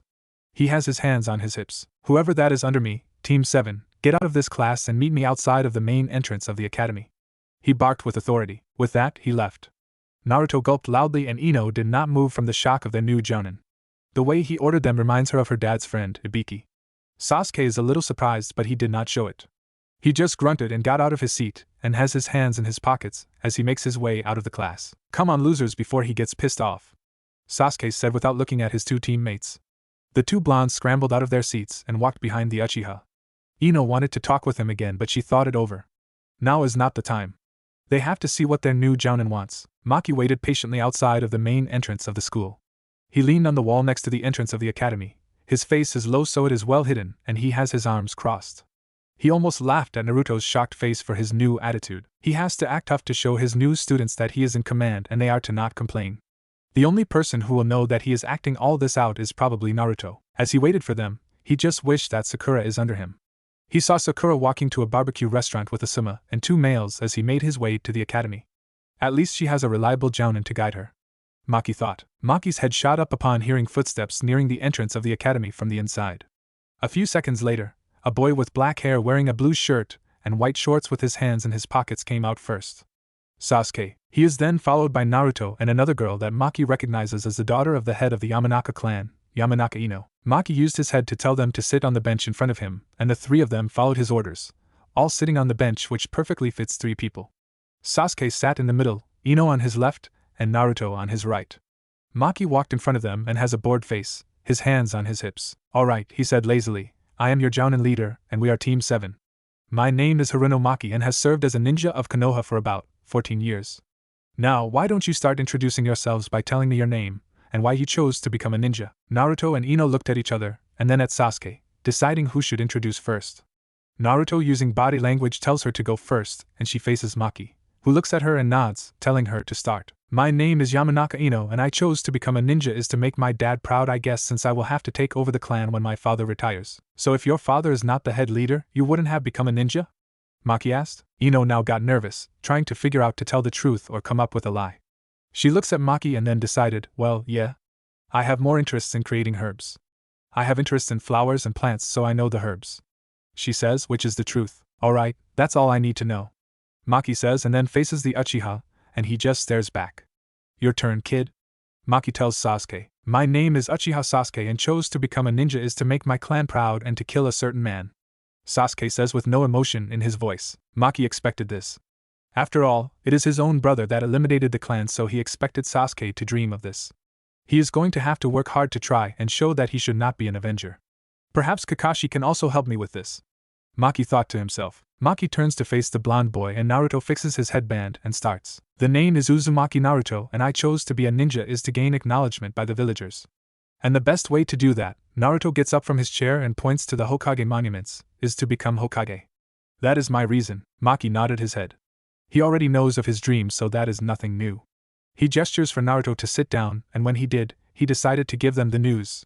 He clears his throat and looks at all three of them. Now that I know what I need to know, I need to give you the real Jonin exam to see if you have what it takes to be considered as a ninja of Konoha. Ino raises her hand and Maki nods his head. What do you mean real Jonin exam, sensei? Ino asks. I mean that this will be the real exam to determine you have what it takes to become a ninja. Before you ask, I will tell you now. The exam that you passed in the academy is just to test and see if all of you have what it takes to become a ninja. It is also just to determine the team placement. And I wouldn't worry too much, Yamanaka. In the history of Konoha, not a single student that comes from a ninja clan has ever failed this test. Unless you will be the first to fail with the Uchiha over here. He points at Sasuke. Ino gulped loudly and looked at her two teammates. Great, now there is pressure on my shoulders. She thought worriedly. Hey, sensei, Naruto said suddenly, what happens if we fail the test? Maki chuckled. If you fail, you will be sent back to the academy to restart everything. And trust me, everything means back from year one. You will have to spend another 7 years in the academy, and trust me, those that got sent back became normal civilians of Konoha. Naruto's jaw dropped. He started sweating and clenched his fists. He knew that he can't fail this test. What has he been training with Sakura-chan and Maki here for 2 years for then? No, he must pass. He starts to calm himself down and turns to face Sasuke. Sasuke did not react to the test. But in the inside, he too is scared. Even though Maki assured that a ninja that belongs to a clan never fails does not mean it is 100% guarantee that he will pass. It's okay. I have Naruto here who is an equal here. The only problem here is Ino. But what is the test? Sasuke thought. I will also tell you this, Maki said, rubbing his nose from itchiness. This exam has a 66% chance of failure. You now have the idea on how difficult this exam is, so you should prepare yourself. But on the bright side, you are lucky that you are not under the team of Hatake Kakashi. Why? Naruto and Ino asks at the same time. Let's just say that every year for the past 10 years, he has been elected to become a Jonin sensei, and to this day, none has passed his test. Naruto raises his hand and Maki allows him to ask his question. So sensei, when you said his test, does that mean that the exam is different depending on the Jonin leader? Naruto asks. Maki has an impressed look on his face. He knew that Naruto has good observational skill, but he proves himself once again. Ino also looked at Naruto, impressed, but Sasuke is still emotionless. That is correct, Maki answers. Each Jonin can test our team with our own kind of tests. The three of them listened in silence. The only sound that can be heard is the breeze that blew past them. Maki waited for another 15 seconds for them to ask, but the three of them did not, so Maki took that as the end of the conversation. Okay then, with no further questions, I want all three of you to meet me tomorrow morning for the test. I want you to be at training ground number 7 at 9 in the morning. And do not eat anything for breakfast. Maki informs them and dismisses them. The three students start to make their way to their respective homes when a voice is heard. Naruto! Get back here! I am not finished with you. Maki says loudly in a stern voice. Maki stopped in his tracks, and by the voice, he can tell that he is not happy. Naruto reluctantly makes his way back to Maki. Maki gestures for Naruto to sit on the bench where the team sat earlier. He sat in the center of the bench and looks at Maki. Maki narrows his eyes on Naruto, which made him even more nervous. Maki could not hold the laughter now and burst out laughing, shaking his head. Naruto now grew even more confused. Naruto, you should have seen your face when I entered the class earlier. And what makes it even more funny is the expression on your face you just had a few seconds ago. It's hilarious. Naruto's sweat dropped and waited for Maki to stop laughing, which lasted about 10 seconds and took him another 5 seconds to fix his long pink hair. The pink hair reminds him of his crush, and how he already missed her without her on his side. Alright Naruto, Maki said when he finally composed himself, the reason I called you here is that we have to go and get Sakura for your daily training with each other. It would have been easier if Sakura-chan is here. Naruto complained. Look Naruto. I know you wanted to be in the same team with her, even me. I already tried to convince the Hokage, but he cannot break the rules. The two of you did well in your exams, so you cannot be in the same team or else two teams will be imbalanced. Now come on. Maki then started walking away and Naruto followed. Naruto has his hands on the back of his head humming a tune, while Maki just paid attention on where he is going. Naruto just has to follow the man next to him, so he didn't really look where he is going. A few of the villagers looked at the two with disgust, but they could not do anything with a ninja guarding the blonde. They finally arrived at a barbecue restaurant. Maki leaned on the wall next to the entrance while Naruto has a confused look. He scratched his head and looked at the restaurants inside. It is beautiful and the restaurant is full with customers. Maki-sensei, what are we doing here? He asks. We are waiting for my niece. He simply stated without looking at Naruto. He seems to be lost in thought. What would she be doing here? Is she on a date? Naruto asked further, a hint of jealousy in his voice. Don't worry about that. She is here with her team, and if she has a date, she has to get permission from me on the date. The moment Maki finishes his sentence, 4 people walked out of the restaurant, which were the members of Team 10. All of them turned to face the 2 members of Team 7. Naruto and Sakura looked at each other, lost in their own world in the eye contact. Hey Maki! Asuma said in surprise, what are you doing here, Asuma? I am here for training and to borrow one of your students. He answered, pointing at Sakura. Ah yes. She is your student as is mine, so that is not a problem. He answered, looking at Sakura. Hoi Naruto, how are you? A voice said and Naruto turned to face Shikamaru. Hey Shikamaru! I am great.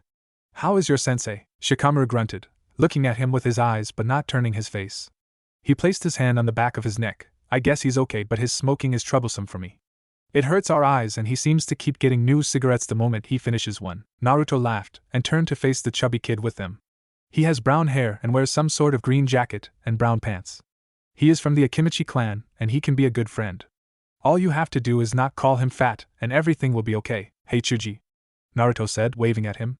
Chuji was patting his stomach, clearly satisfied with whatever he ate. What do you think of your new sensei? Chuji's eyes flashed and gives a thumbs up. He is the best. He just treated us to a full meal of barbecue and I don't think there can be a better sensei than him. Naruto laughed nervously.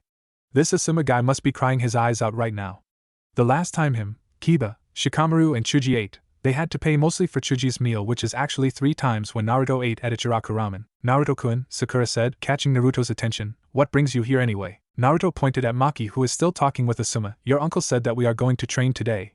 So, I guess we came here to get you. Sakura then walked next to Naruto and waited until the 2 Jonins finished their conversation. Chuji took out a pack of potato chips and started shoving in chips. He offered it to Shikamaru to see if he wants, but he refused and then offered it to Naruto and Sakura. They too refused and Sakura almost puked from the food. She is already full from the barbecue. Alright, I'll see you soon, Asuma, Maki said, ending the conversation. Asuma waved as he takes his 2 male students with him. Maki watched until they disappeared from sight, and then put his attention to his 2 students of 2 years. Alright, meet me at training ground number 5. Get there quickly. Maki then disappeared in a puff of smoke. Naruto and Sakura then started walking to their destination. It took them 10 minutes to reach the training grounds. So, Sakura-chan, what do you think of your new sensei? Naruto asks, hoping to start a conversation. He is okay, I guess. I just don't like him smoking. It is bad for health and it hurts my eyes. But he seems to be a strong ninja. She answered. I wonder if Maki-sensei or Asuma is stronger. Naruto said as they opened the gate of training ground number 5. Sakura shrugged. We will never know unless we can make them fight each other. Naruto stopped walking and faced Sakura. That's not a bad idea. Sakura hit Naruto's head lightly. Baka, don't you dare try anything like that. Naruto apologized and the 2 made their way to the open field. They found Maki waiting under a tree and they could see from his expression that he has been waiting for them. The 2 approached the Jonin and he emerged from the shadows of the trees. What the hell took you 2 so long? He asks, clearly displeased. Apologies, but we just had to spend time with each other since we aren't going to have much time as we have now since we are on different teams. Naruto gave his excuse, not noticing the slight blush from Sakura upon hearing spending time together. Maki still looked displeased. Fine, but as your punishment, I want you to do 100 push-ups, sit-ups and run around the training ground 10 times. Now get to it! The 2 obeyed immediately and started to do the task at hand. Naruto dropped down to his stomach and started doing his push-ups while Sakura is on her back doing her sit-ups. The 2 of them took about 10 minutes to complete the 2 tasks together, and started running around the training grounds together. It's no wonder Maki chose this training area. The field is 3 times larger than normal, and so, it took them almost 18 minutes to finish their warm-ups. Sakura dropped down on her, but when she reached her uncle, panting while Naruto acted like normal, although he is breathing heavily for oxygen. Maki smirked. Alright, today you will not be training. I want the 2 of you to fight each other. Your first spar against each other. Maki said. Spar against each other? Sakura repeated, looking up at Maki. Why? Don't ask questions, Sakura. You will be having your tests with the Summa, and the two of us give the same tests. So, trust me that this spar will help you for tomorrow. Maki stated and walked to the tree earlier. Naruto looked at Sakura and she looked at him. Blue eyes meet green eyes. Naruto offered his hand and Sakura gladly accepted and he pulled her up. He used too much force and got Sakura off guard, so they were now in some sort of a hug. Naruto and Sakura's faces are just a few inches away, their noses almost touching. Naruto and Sakura blushed so hard, their faces almost looked like a tomato. Sorry, Sakura-chan. Naruto muttered his apology and let her go. Sakura merely nodded. She missed the body heat even if it was just for a second. The two walked away from each other until they are quite a distance from each other. They faced each other and both are in an attacking stance. Meanwhile, Maki enjoyed the show earlier. He had to stop his laugh or they would get mad at him. They actually hugged and almost kissed each other. He pulled that funny incident away and noticed that they are waiting for his order. Start! He ordered. Sakura threw 3 shurikens at Naruto, who easily avoided while running forward. Naruto drew out a kunai and gripped it hard, preparing for hand-to-hand combat. Sakura did not move and just waited for him to attack, which made Naruto suspicious on what she might be planning. Naruto finally reached her and kicked her in the stomach only to find that Sakura's body dispersed into pink flower petals. Naruto jumped back in shock and realized it. Genjutsu. He thought, when did she cast it? I didn't see her do any hand seals. If you are thinking when I cast this, it was the moment you avoided those kunai. They were used to distract you while I cast the genjutsu and I will torture you until you surrender, Naruto-kun. A voice said. Naruto's surrounding then turned all pink with the petals all flying around him, clouding his vision. The petals then turned into different ninja tools, all slowly piercing his skin. The weapons are not attacking his vital organs, just small scratches. Naruto yelled in pain as the shurikens continued scratching him. Then, the ground below him started to shake madly and a giant sakura tree emerged from the ground. The roots grabbed Naruto's feet, causing him to be immobile. Naruto is already breathing heavily when he remembered Irika telling him how to escape a genjutsu. Kai! He yelled and the genjutsu dispelled and he found himself back in the training ground. He dropped to his knees in exhaustion. He realized that the wounds on his body were also part of the genjutsu, and he found Sakura standing right in front of him. That is just a C-rank genjutsu, Naruto-kun.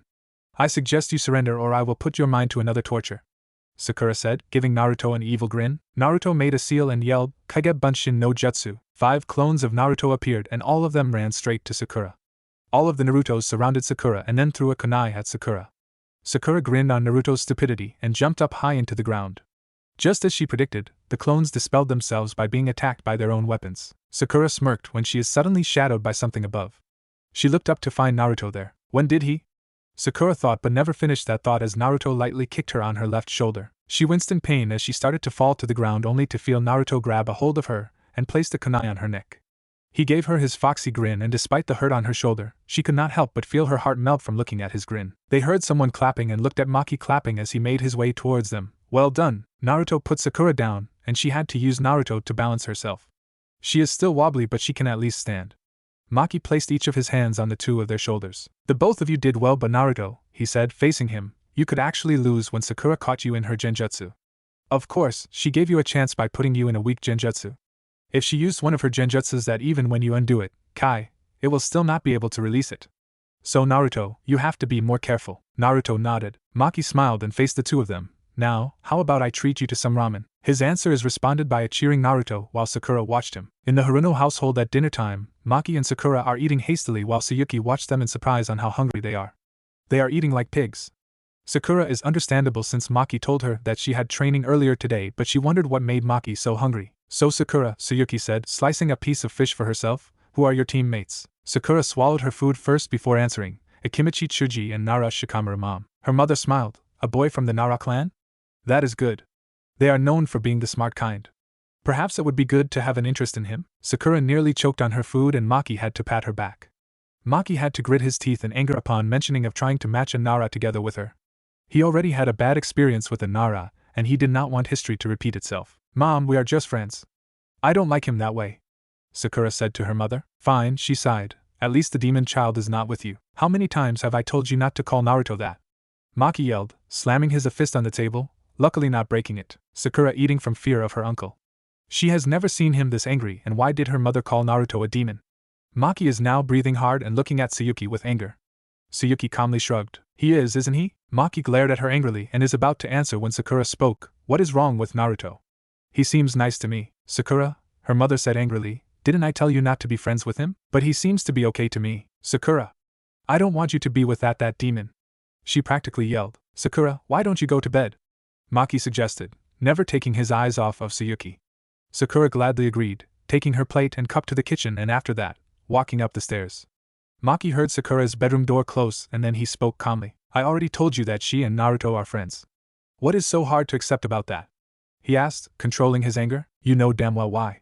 He contains that beast inside of him. He might kill her just like he killed your brother. She hissed. Don't you dare bring up Hanaki on this subject. Naruto is the container of the Kyuubi and not the Kyuubi itself. Why can't you get that into your thick skull? He spat. I don't want to talk to you about this. There is no point. You probably never loved your brother, and that is why you do not hate the demon child. She replied and made her way to the kitchen to clear up dinner. Maki sighed heavily and made his way to his room, preparing for his sleep. He is going to have a headache soon if he doesn't sleep soon, so he may as well sleep before it comes. Naruto is also preparing for his sleep. He just finished his dinner, which was a cup of instant ramen. The evening meal he had at Ichiraku Ramen with Sakura and Maki earlier really filled his stomach, so he wasn't that hungry. He brushed his teeth and once done, walked into his room and switched off the light in his bedroom. He walked to his window and looked at the Hokage's monument. The 4 Hokage's face are sculptured there, and he can just see it now in the future, his face on that mountain. Believe it, he said to himself. He then dropped into his bed and dragged the blanket up to his neck. He closed his eyes and can't wait for his test for tomorrow. According to Maki, the spar he had earlier today is all he needed and he wondered why. He tried to ask Maki what their tests are, but his resolve is strong. Naruto closed his eyes and hoped that he will be dreaming of Sakura. And if he did, he hoped that Sakura is dreaming about him. The sound of the villagers of Konoha walking past the streets woke up the ninjas in Konoha. Although at this time, most of the ninjas are awake, this particular pink-haired ninja slept in because he has no mission and the only thing he has to do is test a bunch of new ninjas at 9 in the morning. However, the villagers are making too much noise and that woke Maki up. Maki groaned loudly as he raised himself and sat on his bed, rubbing his eyes. He looks at his alarm clock next to his and it shows that it is 7:45 in the morning. Maki yawned loudly and decides to at least freshen himself up before he goes to the training ground for his team. He took out a towel and hangs it on his shoulder. He walks to the bathroom only to find it locked. He knocked on the door and asks, Are you done yet? Almost, Uncle Maki. A female voice responds. Maki sighed and leaned on the wall, covering his mouth as he yawns the second time in just a minute. He is wearing a white tank top and blue boxers. He heard a click sound and the door of the bathroom opens, Sakura drying her hair, fully dressed. It's all yours now, Sakura says as he passes him. She had better not use up all of the hot water, Maki thought. He hangs the towel on a towel rack. He switches on the shower and warm water flowed down on him, washing his body. He sighs happily on the heat. He took about 6 minutes to finish his shower and dries himself off.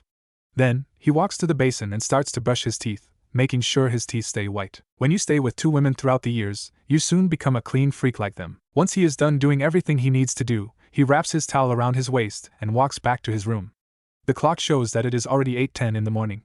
He locks the door and drops his towel, walking around the room naked while he picks out his attire. He finally decided to wear the same ninja attire he wears and then to finish it off, a Jonin vest to cover his upper body. He opens one of his drawers and takes out his back pouch.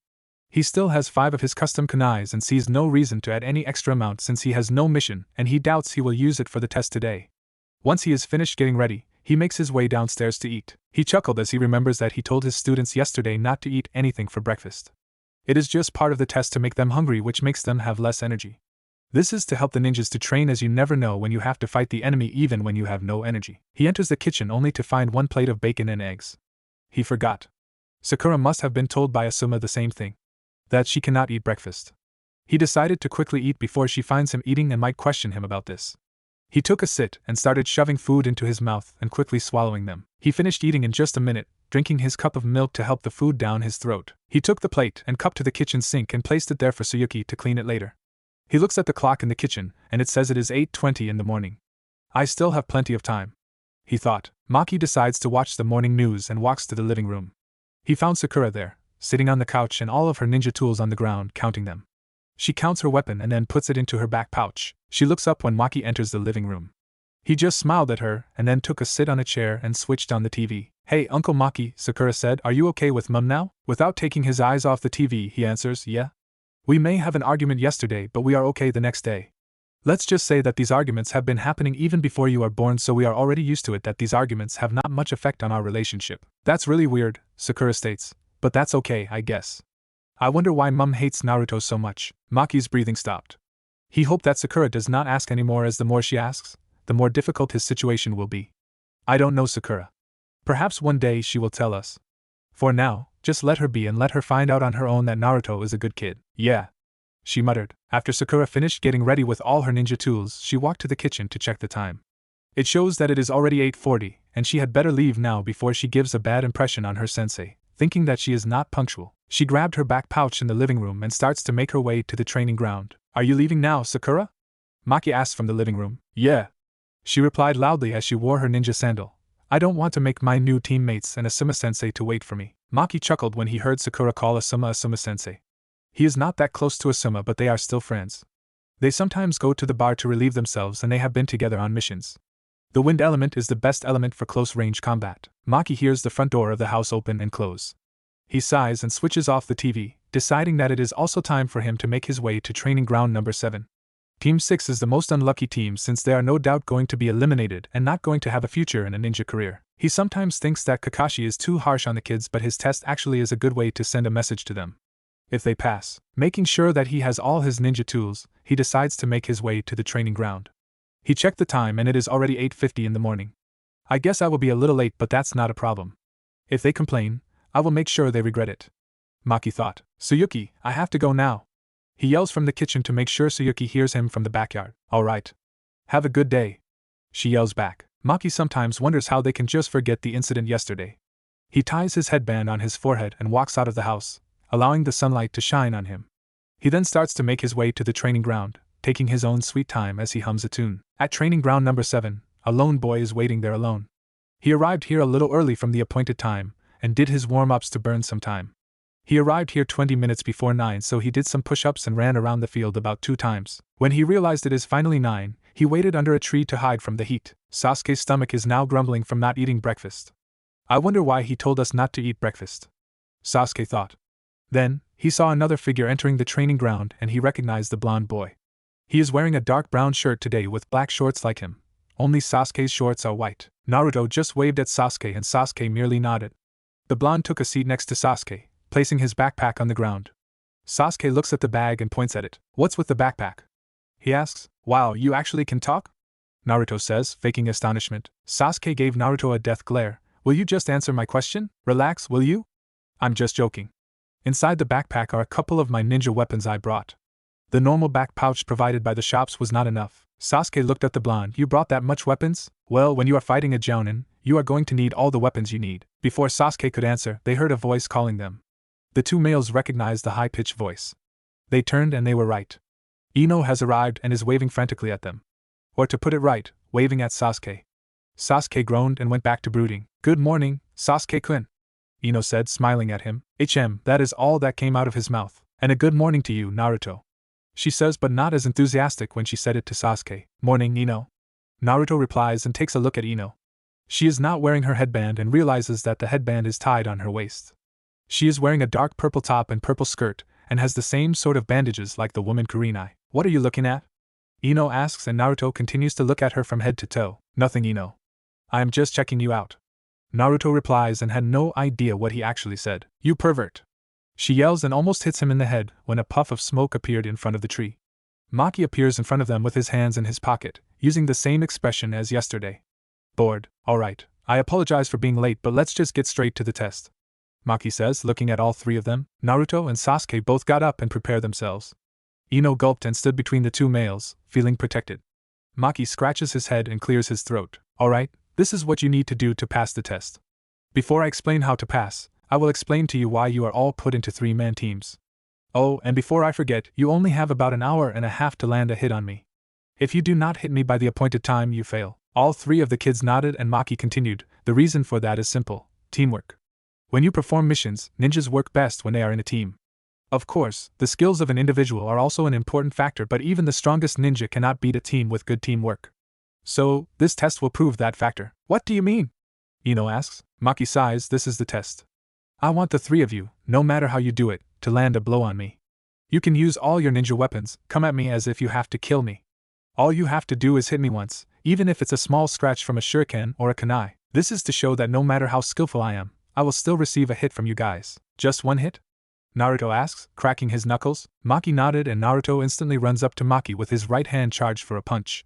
Sasuke smirks, he won't hit him, he is too slow and he is already telling the Jonin that he is going to use his right hand to punch him. However, to everyone's surprise, Naruto successfully punches Maki's left cheek. Maki starts to fall from the blow. Naruto has a smile on his face while Sasuke and Ino just look at the falling Jonin, shocked. Unfortunately, the falling Jonin disappeared in a puff of smoke, leaving a confused Naruto. Naruto suddenly felt strong arms grab his neck and felt a cold metal poking his neck. He could turn his face to look at his assailant, but he could see dark pink hair on his shoulder. Naruto, I never said start. Maki simply says, when did he create a shadow clone? Sasuke thought, this is going to be hard. Ino thought worriedly, oh, and Sasuke, Maki said, turning to face Sasuke, I am your sensei now. Don't just call me that, Jonin. It's pretty weird. Naruto did not do anything. He just gritted his teeth in anger on Maki's arrogance. Maki could feel Naruto's killer intent and decides to start the match. Begin! He barks and kicks Naruto's back, causing Naruto to almost trip and fall. Naruto got his balance and turns back to Maki, who has a bored expression on his face. All three young ninjas grabbed a kunai and charges at Maki. Sasuke is the first to reach the pink-haired Jonin and uses his arm that is wielding the kunai to try and slice Maki in half, but Maki grabs his wrist and throws him to the incoming girl. Ino's reflexes are too slow and felt Sasuke crashing on her. Ino realizes that Sasuke is on her and blushes hard. Sasuke-kun? She stutters. Sasuke shakes his head, trying to clear his head, and pushes himself off of Ino. Naruto saw the whole thing and realizes that close combat will result in the same thing like Sasuke. He tosses his kunai, aiming Maki's head, but Maki merely moves his neck to avoid it. Naruto jumps toward his bag, opens it, and tosses several kunai and shurikens. Maki narrows his eyes, turning serious. He grabs a normal kunai and starts blocking and avoiding the weapons that were aimed at him. After the attack stops, he sees several Narutos coming towards him, each wielding 3 shurikens. Naruto's clones all tosses the shurikens at the same time and Maki easily avoids them, throwing his own shurikens at the clones, dispelling them. As he is still in the air, he sees the real Naruto smirking. He gives a confused look and feels someone above him in the air. He finds Sasuke high above him, with his right leg charged for a blow. Sasuke uses all his might for his right leg to hit Maki, but Maki easily blocks it and landed on his feet.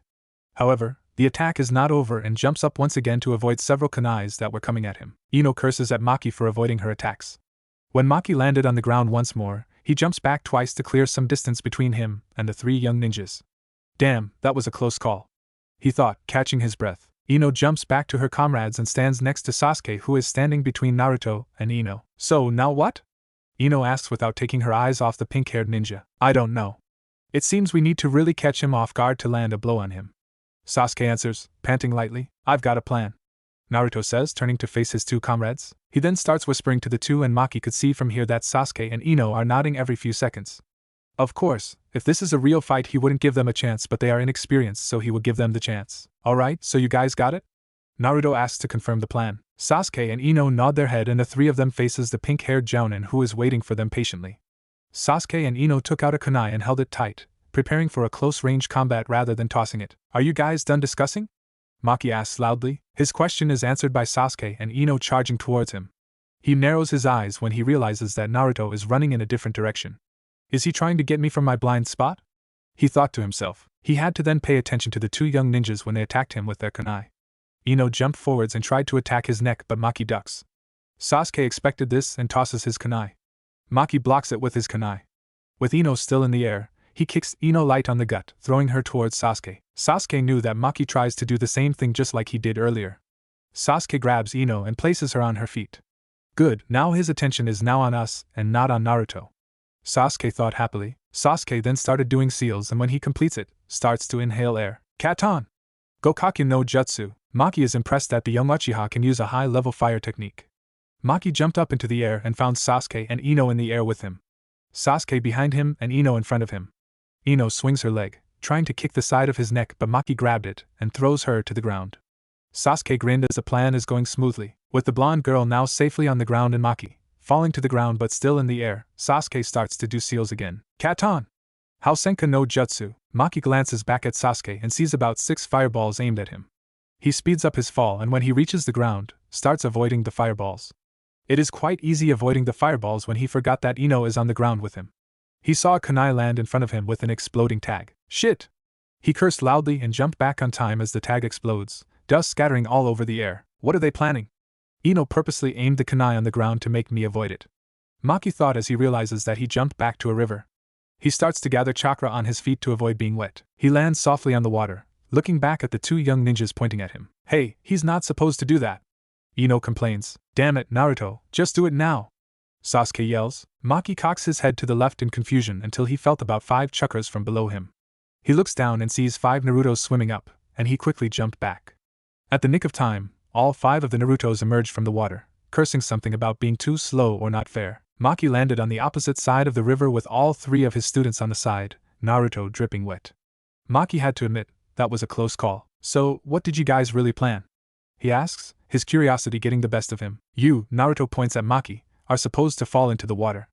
I was down there ready to ambush you and land a blow on you. Yes, Sensei, Ino said, how come you can stand on water? That's not fair. Maki smirks. I admit that plan should actually work.